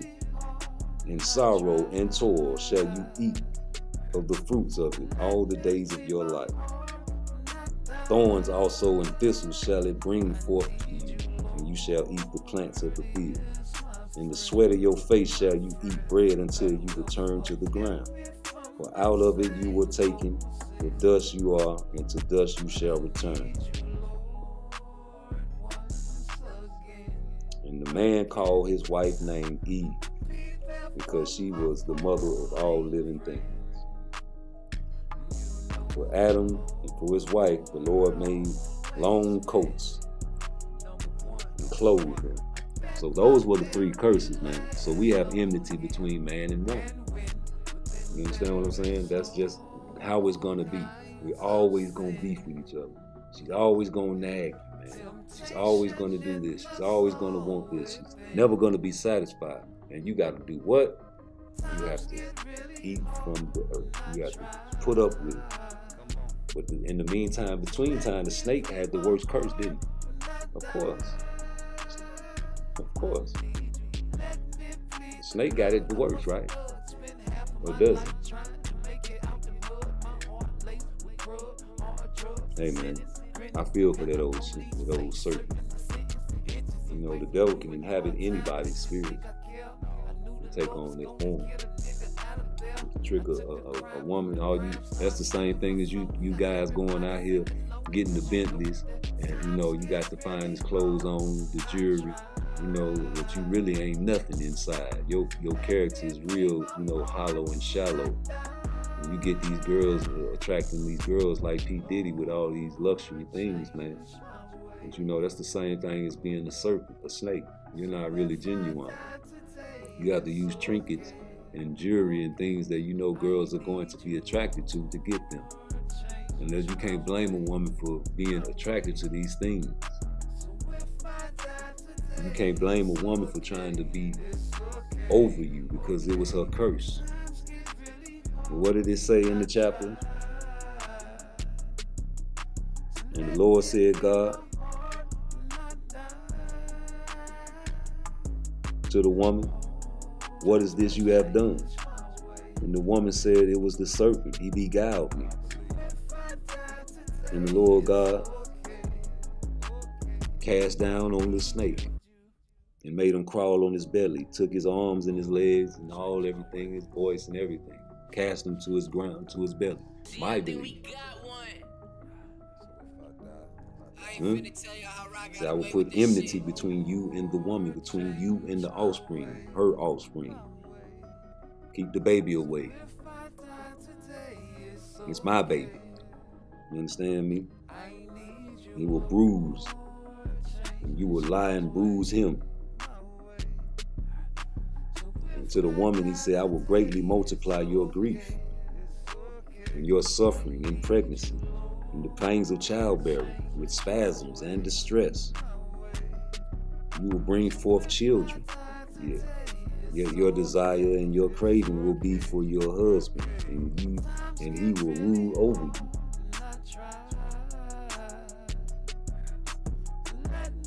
You know what I'm saying? So, what can you do when it's the curse? You have to pray specifically for what you want in a mate, but it has to be by accordance to what you need, not what you want all the time. So if I want a woman that can be humble, I might get a humble woman, but she might have something that I don't want. But the humbleness is what I want, but also what I need. So I have to supersede maybe beauty. Maybe she's not an attractive woman, but I have to sacrifice that because it's all about my peace, right? And for women, it's all about what? Security. But with both of us, it should be about being together and making a union. Because they say after a man becomes a boy becomes a man, he's supposed to leave from his mother and cling to his wife. But if there's nobody that acts like a wife, how can I cling to a woman that doesn't want to be a wife? And how can a woman find a man if he knows and she knows that this man is not looking for her type? Right, it's hard to find somebody that's compatible. That's because everybody wants everything perfect. So when you got men out here that want a fine girl, pretty, you know what I'm saying, eyes, good hair, got her own job, her own car, her own place, no children, it's hard to find that. And vice versa, it's hard for women to go out there and say they want a guy that look good, take care of his body, got plenty of money, no children, got his own house, got his own car. It's hard to find that because usually guys that have all those things have plenty of women or a lot of options. So you have competition, you have to be chosen. And if you're on the other side, you feel like you need to be chosen. You feel like you need to be chosen, but you don't want to choose. Because if you have a woman that has all the money, all the cars, a house, her own house, and she's beautiful, she feels like she should be chosen, right? True. But if a man chooses her that's not on her level, she's not willing to sacrifice certain pieces. And still a man that's on his level like that sacrifice many pieces. And when I say pieces, like when I play chess, you have pawns, bishops, knights, rooks, a king, a queen, right? So certain pieces you can sacrifice, but as long as the king doesn't get checkmated, you can still win the game. And your most important piece is the king, but your most dangerous piece is the queen, because she can kill everything on the board. She's smart, she's vicious, she can move anywhere she wants to go. So you use that that queen. But you value her more than any other piece on the board, don't you? But if you lose your queen, you go crazy and you give up, don't you? But you can still win if you concentrate, right? But if you get checkmated, the game is over. You gotta find you somebody that can work with you to the end. So a lot of people don't want to sacrifice their rooks, their pawns, their bishops. They don't want to sacrifice these pieces because they're scared they won't be able to win without them. If they lose these pieces, they'll give up on life, on the game. You know, chess been around before Jesus was born. So we have to respect this game. It's a game of life, and it was created by men of God. So I tell you this: if you're a woman that has everything and don't need no man for nothing, I respect that. But what is it in the Bible? God said man is not meant to be alone. So if man is not meant to be alone, you're trying to be alone because you haven't found Mr. Right. That's the problem with the world. Everybody wants Mr. Perfect, Mr. Right, Miss Right, Mrs. Perfect. You can't have that. You have to sacrifice pieces on the board. If you're going through hard times and you can't afford this and afford that, what you do? You stop spending this, you stop buying this, you have to sacrifice. I can't buy my favorite woo no more because, you know, these bills coming up. But you ain't willing to do that with your man. You're not willing to sacrifice nothing. So you see in these Bibles, these men taking multiple wives, you say that's the Old Testament. That's the Old Testament. Tear it out. It's biblical. It's still ancient prophets and ancient scripture. Say man is not meant to be alone. Sarah gave her servant to Abraham because she couldn't have children. What if you was a woman that couldn't have children, right? See, that's why they came up with adoption, right? With the bloodline, it's all about the blood. You got to have the bloodline, man. And if you can't spread your seed, you are extinct as a culture, as a people. And these were big back in those days because, you know, child infertility back then was great. So if you had one child back then, it was a good chance that child was going to die as a baby. So the more children you had back then, the better chance of bringing about your race. You know, you needed all the servants and all the people you can get back then because it was the beginning of a civilization. You needed slaves. I mean, that was just the way it was. You needed people that, you know, birthed the nation. You needed people, you needed leaders. You needed everything. You needed to just be fruitful. You had to be real fruitful back then. So it was a lot of, you know, things that we would look on as today as being like benevolent and get you arrested on. But I'm here to say, man, like, you got to do what you got to do to come through as far as choosing a woman. As for the young black youth out there, man, I say do your homework or end up like me or a lot of young black brothers out there going through child support situations and visitation situations. You can't even trust the baby around the mother because as soon as you turn your back, the baby, you know what I'm saying, sick, in a house full of weed smoke with some thought-out chicks. Out there talking about they for the streets, you know what I'm saying? So you got a little girl looking at this. As a baby, as a father, I wouldn't want my daughter being out there in the streets like that. But that's what they say when you go around, when you're young, you go through a lot of women, like they say it's gonna come back on you with your daughter. No, it shouldn't come back on you. Because it just meant that I was, you know, being a man. And, you know, it takes a woman to open her legs. Like, you see in the Bible, she blamed the snake. She said, he tricked me, he beguiled me. But men, that's what men do. We hunt. We'll tell you what you want to hear just to get in between your legs. But what you tell your daughter is the person you open your legs for, if he's not ready to die for you, don't open your legs for him. And when I say ready to die for you, people be like, man, you got to be ready to die to have sex. No, man, listen. You're not using protection. And even when you use protection, the condom can break, right? So whoever you open your legs to, it's a chance that you can have a child, right? And when you have a child from somebody, you will die for that child. So you won't die for the blood that's inside you. That child is half the man. Because without the seed, you will not get pregnant, and vice versa. If you don't have nowhere to put your seed, but you're gonna go to the scientists and let them grow it in the incubator tube, how they do they already been cloning, but that's what you want. You want to clone. You don't want to natural baby. I mean, but it takes two. That's why the independent word is killing the black community, because yeah, it's cool to be number one when you in competition and shit, but in reality in life, one is nothing. That means extinction. When you see these extinct animals, man, they make zoos because they want to preserve a lot of these animals, man. And it's a good thing and it's a bad thing, but you know, what if it's just one male lion left in the world? How are we gonna keep lions around? Man, what would you imagine a world without lions? They already becoming extinct. That's why it's illegal to hunt them in Africa. You know?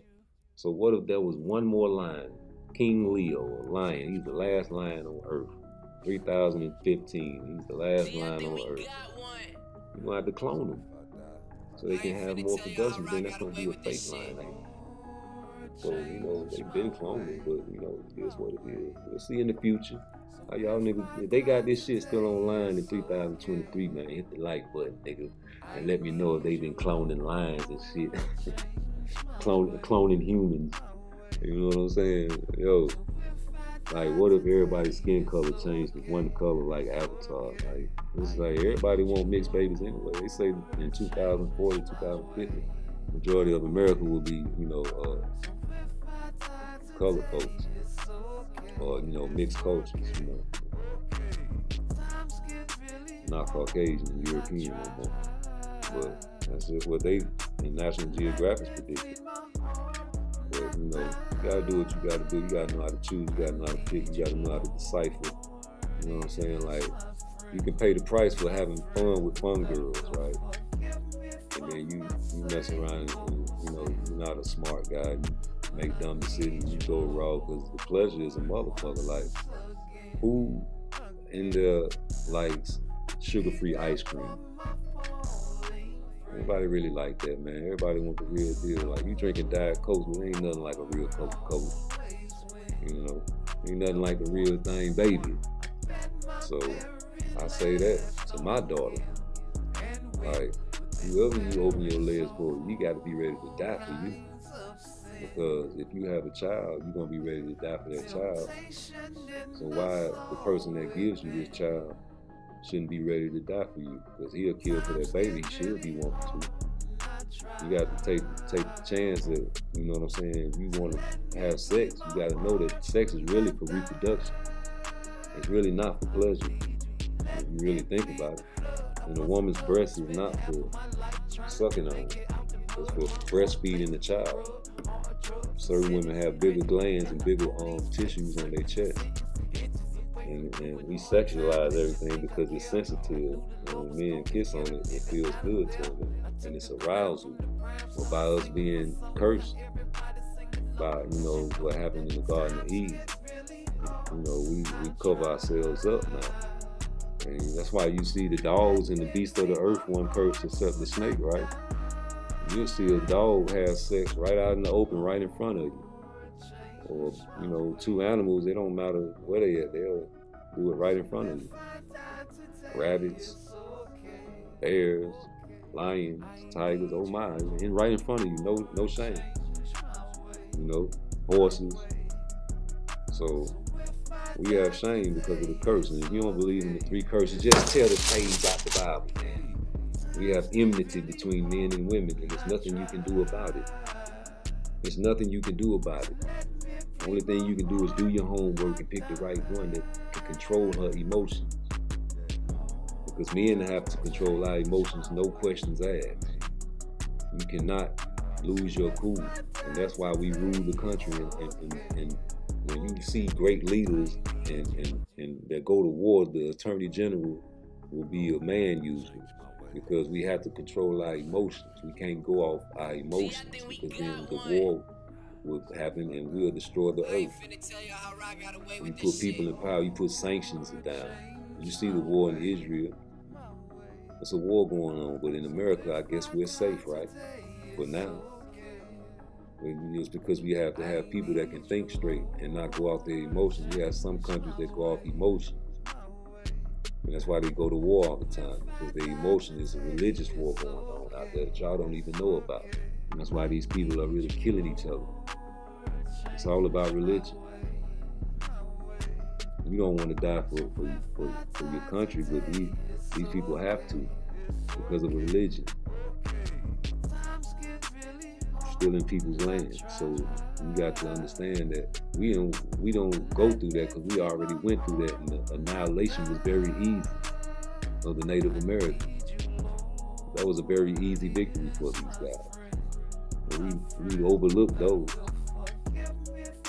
So yeah, they got their own land and casinos and reparations, but what do we get?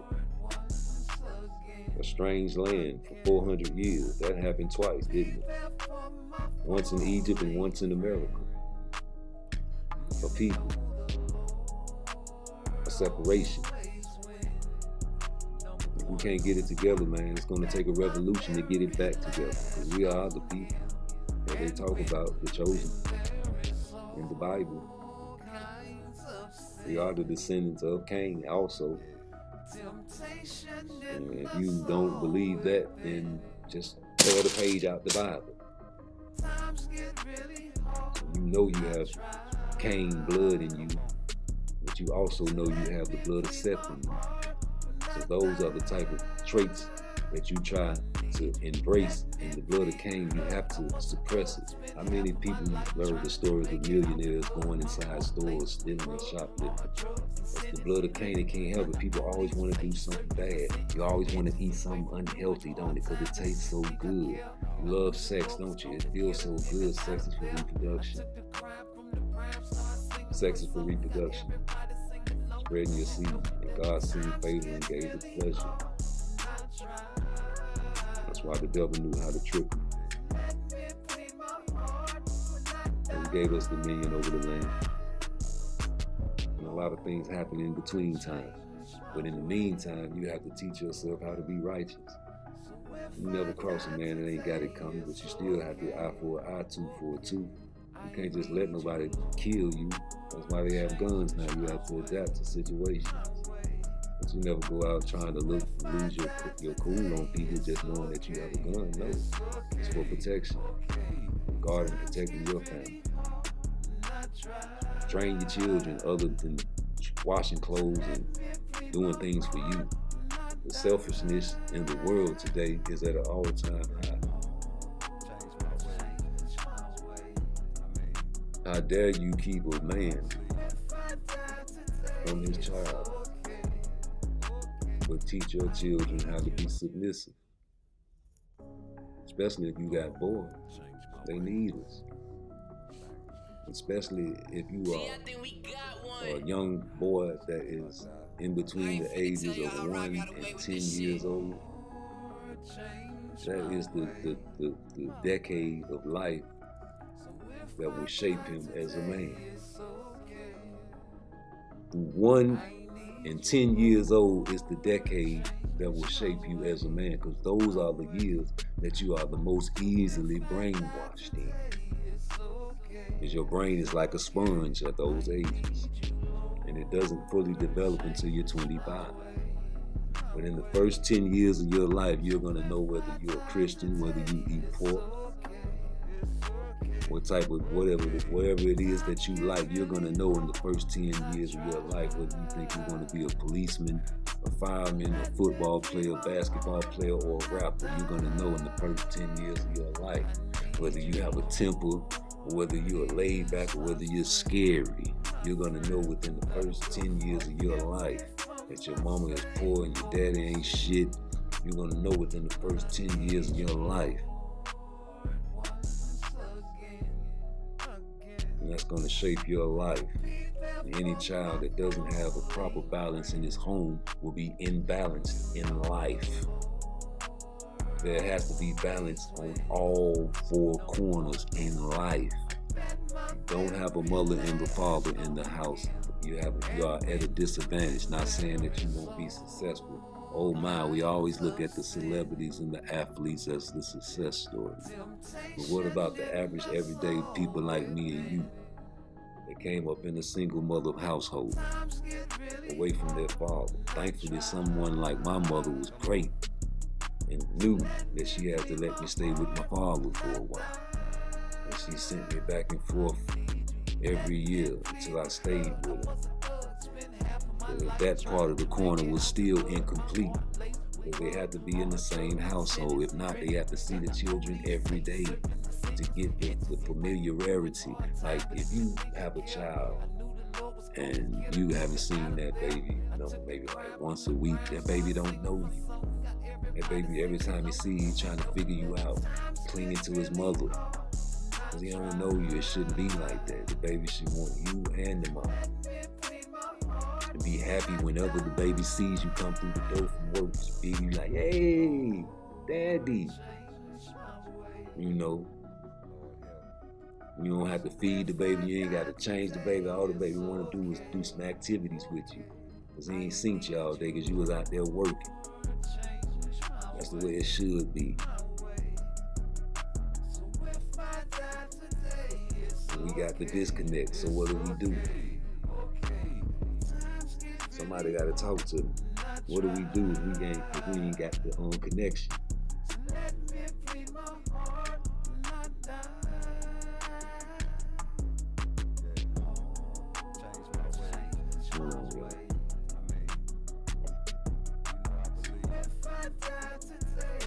I'm just trying to figure out it's a disconnect.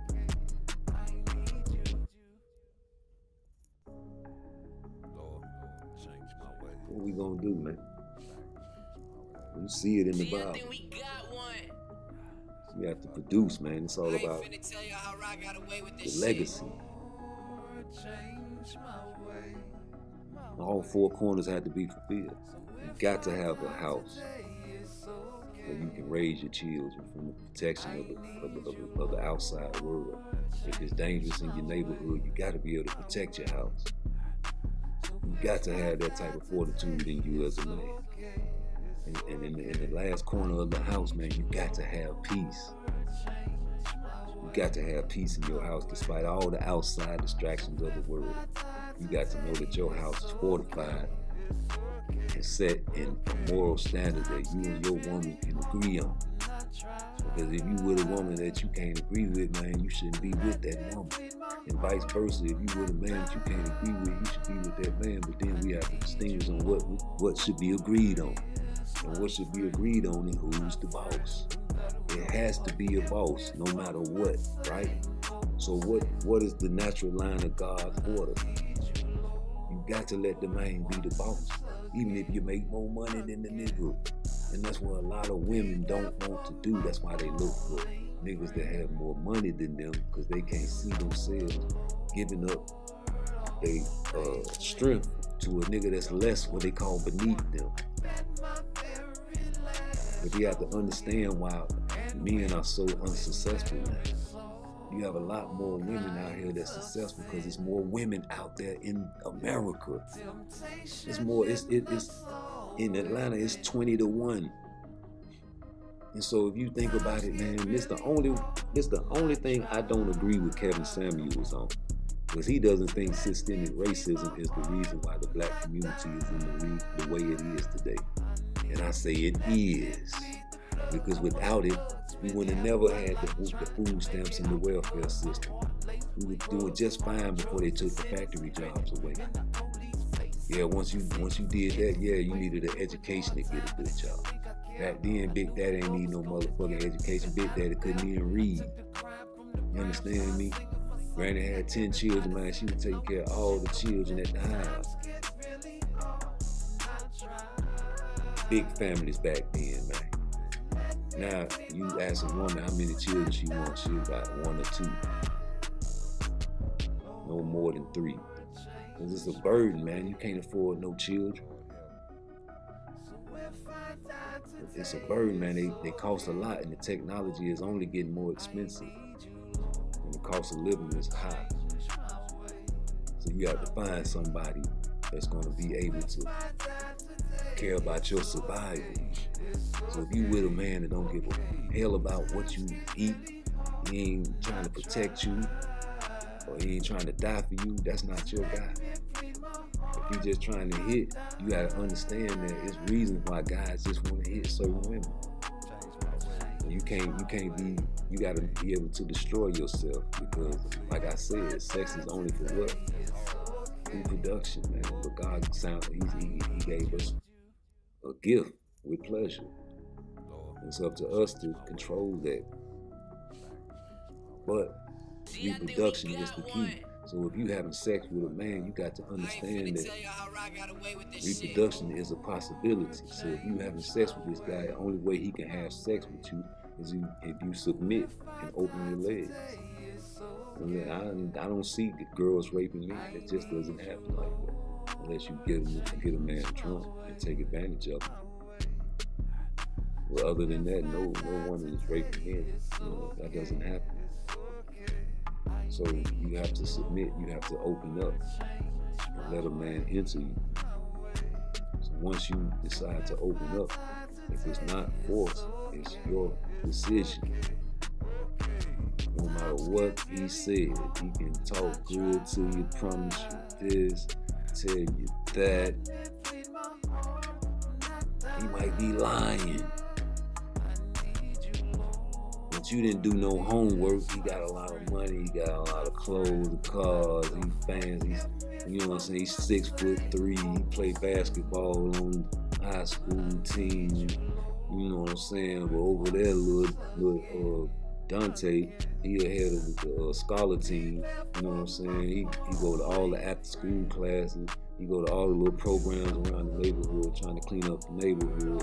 You know what I'm saying? They had a little special on the news about him being an academic scholar and headed to college and all that. And everybody in school, you know what I'm saying? They be making fun of him, little nigga, because he got, you know what I'm saying, dirty shoes on. His mama probably fucked up, you know what I'm saying? But they keeping him, you know what I'm saying, clean as they can, man. But he's smart. He's a god-like talent with his brain. Don't nobody girls really be going for him, because he probably skinny and probably ain't athletic. All he do is study and stay home. Why don't the girls go cater to this guy and make him feel comfortable and not try to corrupt him? And just be nice to him. Ask him if he's hungry. Ask him if he's alright, man. Don't worry about these guys making fun of him. You know, try to get help with your homework. Y'all have study groups together. Go to the after school classes with this guy. You know what I'm saying? Try to go meet his mother or his father. And, you know, be like, boom, you know, we can be girlfriend, boyfriend. And teach you, you know what I'm saying, how to dance. Let's go work out together with my brother and my dad. You know what I'm saying? Oh, I can't take away from my study time. Okay, cool, I'm gonna study with you, then we're gonna work out afterward. You know what I'm saying? Make them not a nerd, but let them still be smart, and you cater to them. You ride the horse, and you ride along with them, man. You go to college, you try to follow college. Your grades getting good because of his grades now. Or your grades was already good, they getting even better because of his grades, man.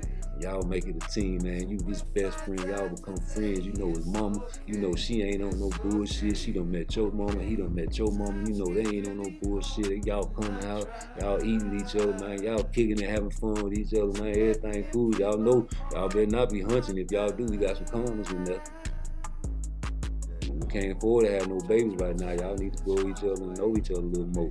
Y'all can kiss and do all go out to dates and all that there, man. Don't try to hide that shit from the children, because they be sneaky.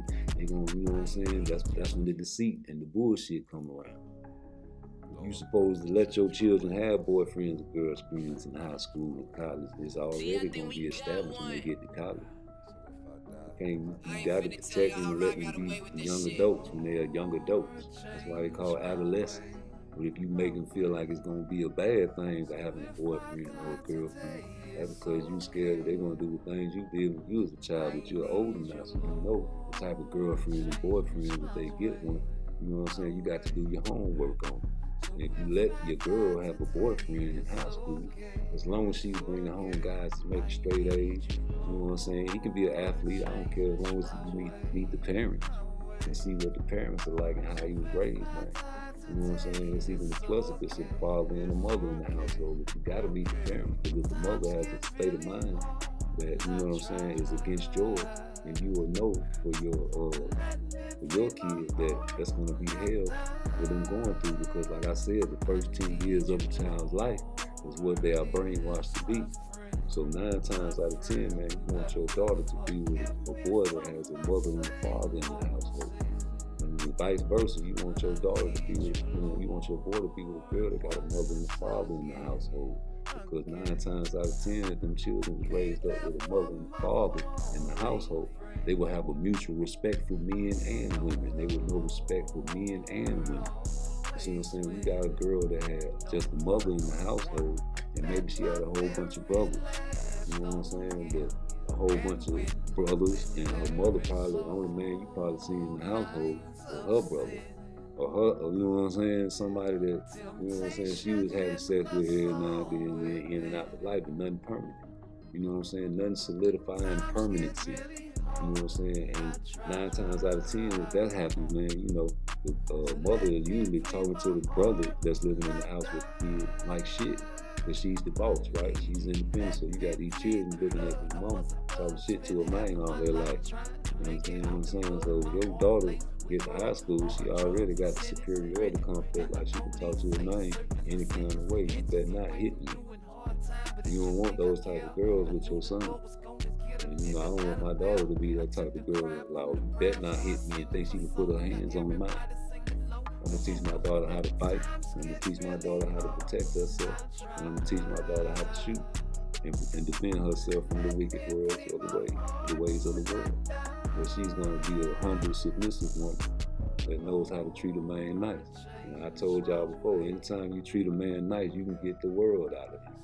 There's nothing a man wouldn't do if you treat him nice if he's a good man. Now, if you treat a bad man nice, he ain't shit, of course you gonna get what you get, but that's your fault because you didn't do your homework. And vice versa for the men. If you get with a girl that's unscrupulous, and you go in her wrong and you have a child from her, you just have to deal with the enmity that God cursed us with. But even when you get with a good girl, even when you get a girl that you say, okay, I'm gonna sacrifice this piece on the board because she's good to me, she gives me peace, you know what I'm saying, she's smart, you know what I'm talking about, she just don't have the looks, or you know what I'm saying, she don't, you know what I'm saying, whatever it is that you think your perfect girl is, you'll never get her, right? So you sacrifice beauty sometimes. Most of the time, men do not want to sacrifice beauty. You know what I'm saying? Like a lot of women don't want to sacrifice sex. They don't want a man that's average in bed. They want a champion lover. Same thing with the men. They want a girl that got the good stuff and can, you know, do all the freaky things in life in the bed and be a freak in the sheets and a lady in the streets. You know what I'm saying? But sometimes you get a girl that ain't with all that. So it is what it is. But if she can treat you good and give you peace, that's your main concern, my guy. And she can give you peace and she's a humble woman, ain't trying to be your boss. Because that's the enmity that God is saying that women have to suppress. That curse, you have to know that you're cursed with enmity. And know that it's cursed for us to put up with this shit. There's nothing we can do. But if you find a woman that can control her enmity towards you, she don't know she got enmity towards you. So you can't really blame women for what they do. You look up the curse, man, the curse is real. And you can see it in any situation. So like I said, even if you get with a good woman that's humble, it's always going to be something that she does to nag you, bro. You know what I'm saying? So you got to understand that. Like when we look at nagging as a bad thing, but that's just, you have to understand that's part of the curse. That's like if you get a child and you spoil that child for the first 10 years of his or her life, how can you blame that child for being spoiled? When it's your fault and you acknowledge that you spoiled the baby. You understand what I'm saying? So we have to take heed to that. If you raise that child the first 10 of his life to be an athlete, and the child becomes an athlete, you're happy. But when the child doesn't become an athlete and does something against you, you're mad. But you have to understand that we are cursed that, and we have the Cain of blood in us. I mean, the blood of Cain in us, I'm sorry. I mean, we're always going to be at odds with each other, and we're always going to have enmity between men and women. That's just the way it's going to be to the end of time. But we have to learn how to control our emotions. The great kings and the great leaders of the world control their emotions. And if you can't control your emotions, you can't control a people. You can't control the world. When you control your emotions, you can control your environment. Because people won't know how you feel. If you are angry, you breathe and act like you're happy. And people will be taken off If you're happy, you keep a content space. You don't have to frown. Control your emotions. Like if you're making a big money deal and you're around some people you know you ain't got no business being around, control your emotions. Do not act like a groupie because you might blow the big money deal. Act like you had some money before, please. If you're at a job interview and you know you're ghetto as hell, and you know you like to curse and you talk shit and scream at your children all goddamn day, and as soon as you get to the interview and the white lady come up, you're like, hi, how you doing? Oh, I'm fine. Yes, I'm looking for a job. You control your mouth, and then when you get back in the car and you had your kids in that hot ass car and they in there tearing shit up, you get back to screaming, then you can go back to screaming, but you should still control your emotions even then. Don't turn your emotions on and off. Control them at all times. Do not think that if you're around your boss and you act humble and you submit around your boss, man, because he pays your money, that you can come home and change up and switch and get back to the evilness that you are cursed with. The evil of enmity between man and woman is killing the world, in fact, because it's always going to end up at that doorstep, the enmity. And the enmity is always going to be in the man because he is raised by a woman. Mama's baby, daddy's maybe. So we take care, like I said, in the first 10 years of our lives, if we see a woman that can't control her enmity towards men, we take on that enmity towards men ourselves. And every time we see somebody that's whatever that's different from, he can be bigger than us, we always automatically, a man in his head thinks like, I can whoop this nigga. If I can't whoop him, I'll shoot him. I do this to him. We run down a list of things and we size men up. I know I do. I can't help it. It's like, if there's a big motherfucker coming up to me and I don't know him, I'm like, oh, I gotta get my back.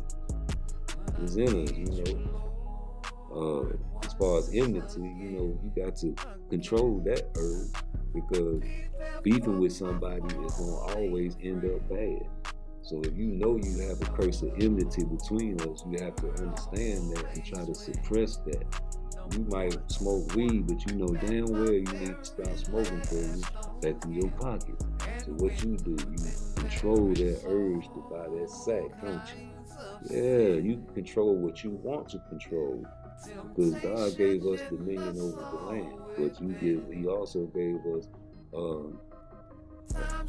free will to do as you please. And like He said, man, the human mind will try to do everything it can imagine. So imagine some of the sick things that you think of on the regular, everyday basis that you tell nobody about. Of course, those type of things are being thought of by even sicker people than you. And they are trying to manifest it. Why? Because they have the resources to manifest that. They have the labs, they have the cultivating labs, they have everything ready to spend billions of dollars on, you know, whatever it is their sick imagination can come up with. And you see this through the movies, because the CIA and the government correlates with a lot of big movie executives to get people used to what's going to come. So it won't be a surprise, and it won't be a culture shock. People already got in their minds there's going to be flying cars in the future. Of course there is. You seen in cartoons way back in the 80s about robots living in the houses as maids. The Jetsons. You understand me? So come on, man. Yeah, the aliens on the Flintstones, and these were cavemen. Cavemen before cars, Barney Rubble stopping the car with his foot. But what happened? An alien so advanced in life comes as a Martian. You got the movie Terminator. You got Star Wars that came before Terminator. Avatar. Everybody's the same color. Everybody's gonna be mixed. It's more minority on the earth than Europeans. You just don't know it. We're a minority in America, not in 2040 or 2050. The robots are coming. They got robots to take care of your job that you always on break taking extra on your break and you want to stop in the middle of the aisle and talk about what happened at the party last night or the game or who's the best, Michael Jordan or LeBron. And in the meantime, between time, your boss man checking your production and he getting and cracking that whip on you, talking about, man, you can't be, you know what I'm saying, talking in the aisles, a little kiki, man, you ain't meeting your production. It's all right, man. We're gonna get these robots to get rid of you good talking ass Negroes at these jobs. They don't want to work and always complaining, talking about it's hard at this job. Talking all day, but it's hard at the job. They gonna get you out of there real soon. They gonna excuse it because of production. And then what you gonna do? You gonna get an online job, or you gonna get you a podcast, ain't you? Ain't nobody even hit my like button, nigga, so I don't do that shit for the money. If you do it for the money, cash out PARTTWICE. Shit. We ain't playing. PARTTWICE. You gonna see the two fingers hold it up with the tattoo on it. That's me. Yeah, it's me. You know, show a little love to me. You know my situation. We trying to get the little lawyer, man, so we can try to get full custody of the baby. Because we going through, I'm paying child support, can't even see the baby. What should I do? Somebody call in and let me know. I know it's gonna take a lawyer because they ain't listening to no pro-black man. But you know, we try to, you know, stay centered, man. That's why I do the Bible studies every week, man, because I be needing somebody to talk to and get back into the Bible, man, so I can stay out the streets. You know what I'm saying? So I can stay from hurting people. I don't want to lose my cool. I know I got a bad temper. I have to control that, right, as a man, right? Yes. That don't mean I don't want to do it. That don't mean I don't want to knock people out of their misery when they make me mad. You know? But these are the things you got to do, you know, to better yourself and have a foot up in life. Because if you always act off your emotions, it's going to be bad for you. Because a lot of people are very emotional. And you lose control when you are very emotional. That's why you can't never be a leader if you're very emotional. You have to know how to control your emotions. If you're a boxer and the man in front of you is beating you up for the whole 12 rounds, that last 12 rounds, you're going to be in the corner, either being emotional, letting your fear get the best of you, or you're going to come out there and act like ain't nothing happened and try to get the KO. If you emotional, your teammates gonna see that, man. Hey, man, the leader of our team scared. If you emotional and you let your fear kick in, man, you're gonna either talk real loud or you're gonna be very silent. The people that are very silent are usually the ones that can control their emotions. The people that are very loud are usually the ones that can't control their emotion, which is a sign of weakness. If you are a weak person, that means a lot of other aspects in your life are lacking in strength. And a lot of communication skills are lacking in the black community because it's just one energy in the house. And there's always going to be enmity between man and woman. So if a man has a woman that can't control her enmity, and if you're a man that ain't no real man, you're going to have a very bad impact on your children. Because any woman can just pick a man out there and, you know, say they're going to be humble, but you can't be humble to no man that ain't shit. And it's a lot of men out here that really ain't up to par to be with some of these guys' daughters. Now, I wouldn't want my daughter to be with a guy that ain't really trying to do nothing in life. But I would instruct her on how to distinguish on guys that mean good in life. If, are not trying to, like, let's perfect example. You say it's a good little kid, man. He do good in school, but he want to be a rapper, right? Ain't nothing wrong with that. Can you rap, first of all? But if you sound like everybody else, I'm gonna be like, man. If you got a different style than everybody else, I'm gonna be like, because I know that people are not into change. You have to be something to stand out, but even so, I would tell my daughter, it's cool that he raps, but what else does he have? Because if you're just a one-dimensional person, I don't want my daughter to be with that type of person. You know what I'm saying? So I want my daughter to be with a guy that is very smart, Because if you're very smart, you'll understand that nowadays you make no money off of rap. And you have to think about 10, 20 years in the future. What's going to be trending? And so you got kids in school that's trying to become technicians and go into the field of technology. Those are the kids I'm trying to instruct my daughter to hang around. Because I want her to go into the field of technology. You understand what I'm saying? So you meet who you work with. When you're in these warehouse jobs, 9 times out of 10, you guys having sex with each other. So if you're in your workplace with a guy, you need to be in your workplace with a guy that is, in technology or some field that you're in or going or headed to. And usually you meet these guys in college or in high school. You can tell. And if you're a good, guy, your girl gonna follow you. Yeah, man, your girl gonna go with you. And if you are good in your academics, man, maybe you'll get in the same colleges. And if you can't get in the same college, at least it's a college close by in the same state. You're gonna follow your man. And you're gonna invest your time in this one man. You ain't got no body count. You two guys are burdens. If he's not a burden, you probably lost your virginity to you. You guys should lose your virginity together.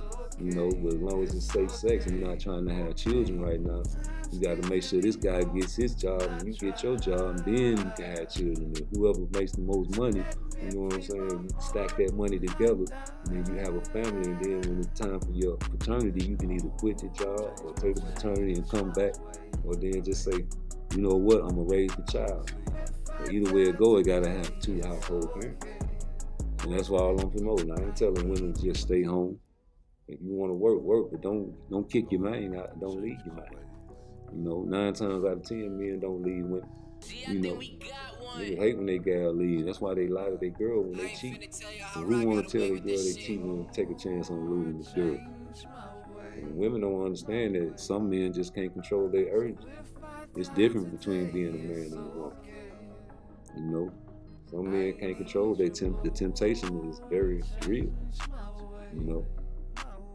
And certain things gonna happen in life where if you guys are happily married, that you're gonna have enmity between each other naturally.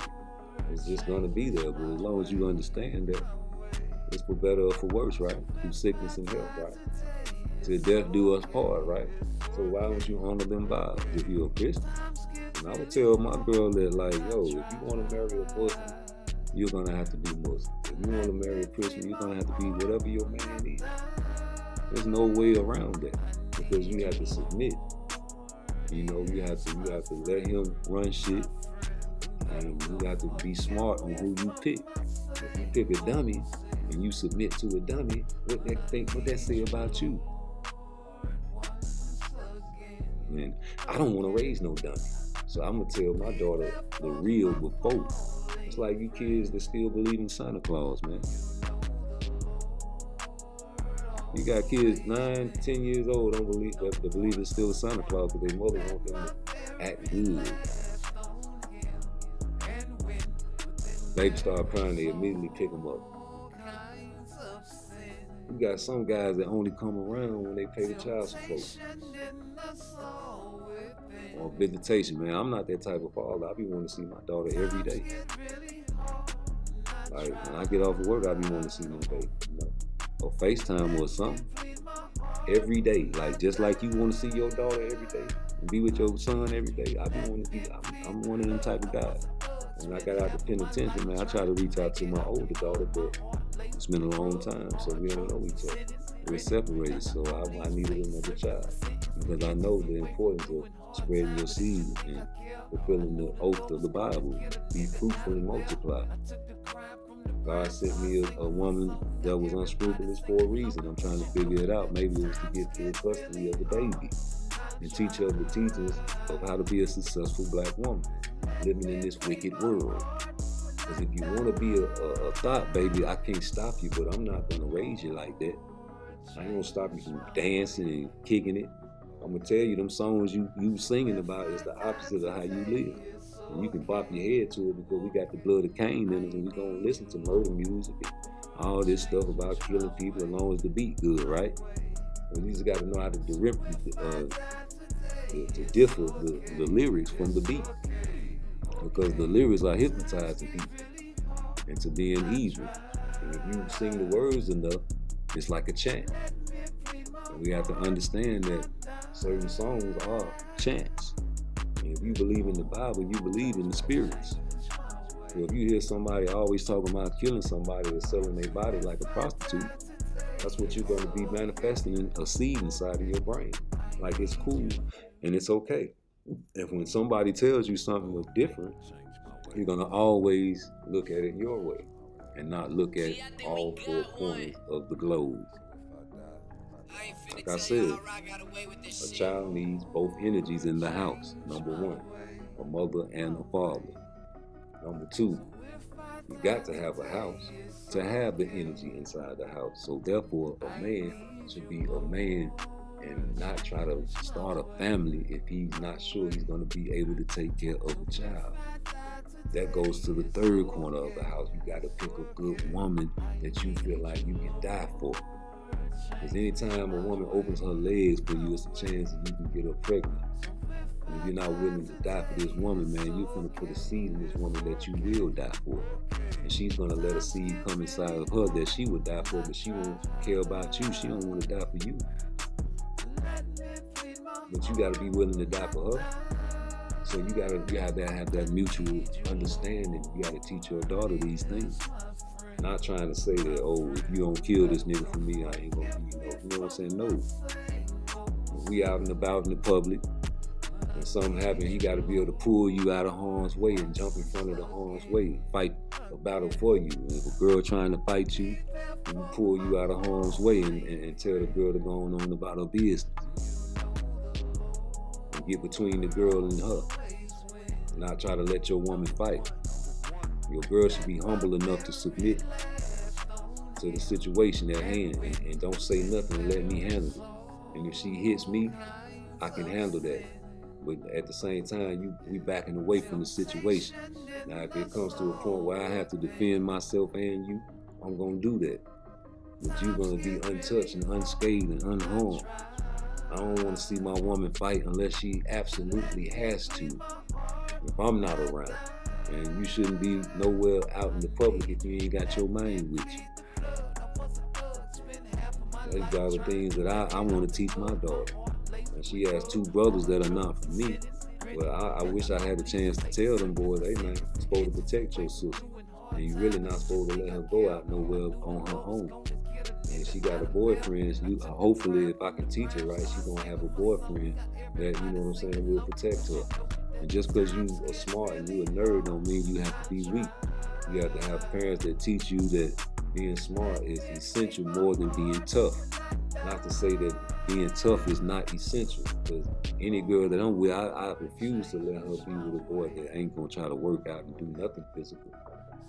You in-house nerds, you know what I'm saying? I respect your brain, but man, you need to get out and do some jumping jacks.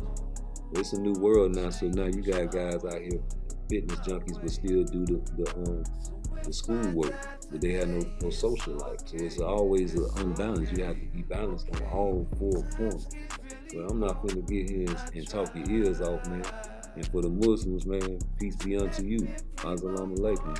And to the Christians, man, praise God, man. Hey, it's a church day, man. Later on, I'm going talking about boxing. You know, we had a great boxing match last night with Devin Haney.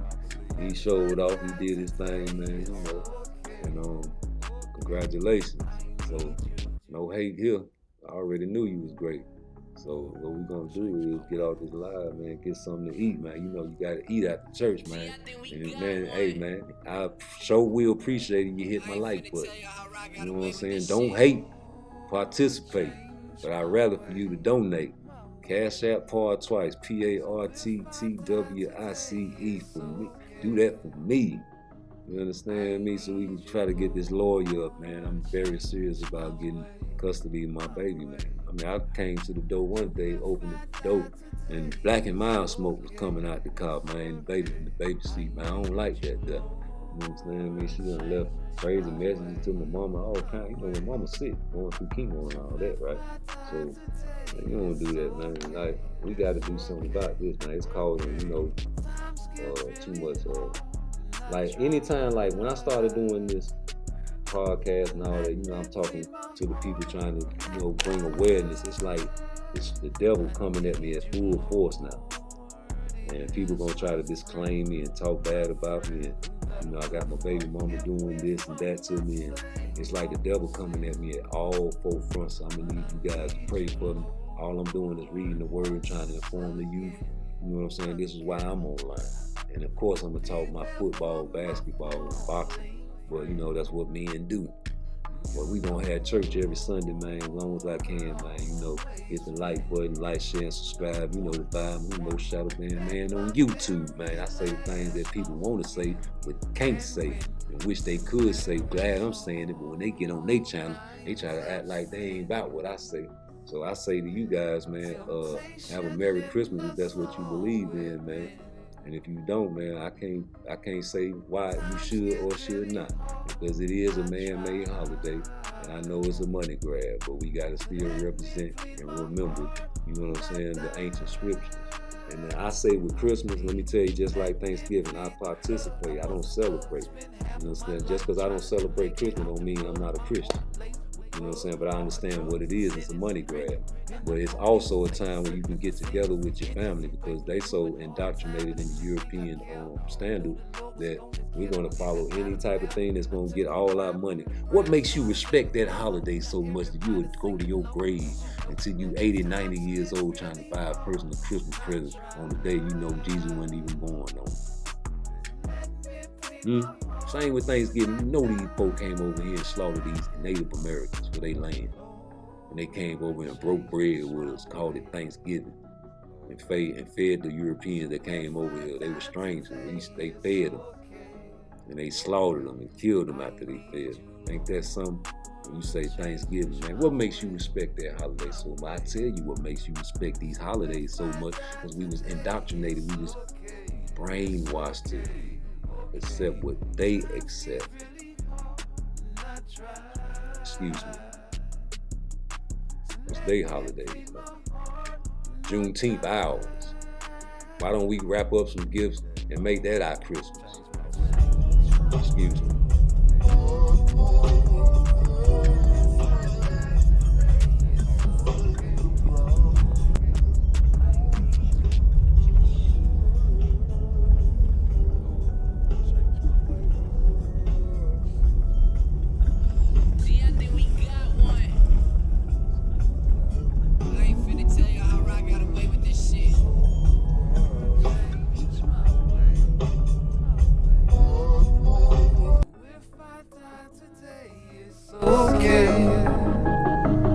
I need you, Lord, change my way.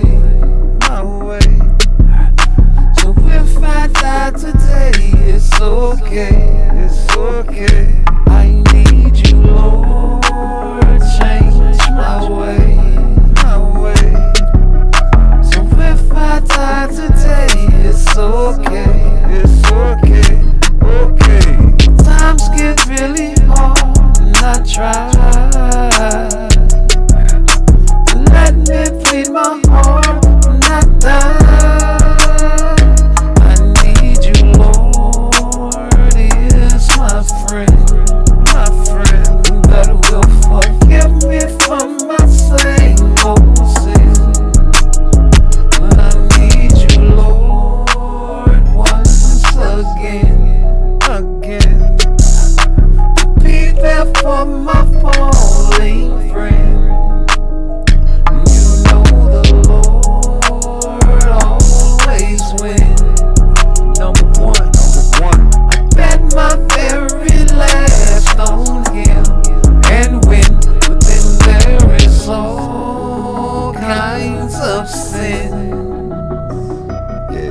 Temptation in the soul within. Times get really hard and I try. Come on. So let me plead my heart when I die. I need you. Let me plead the blood. I was a thug, spent half of my life trying to make it out the mud. My heart laced with grub, hard drugs and sentence, grinning in the police face, serving my sentence. Inches away from doing hard time, but if you think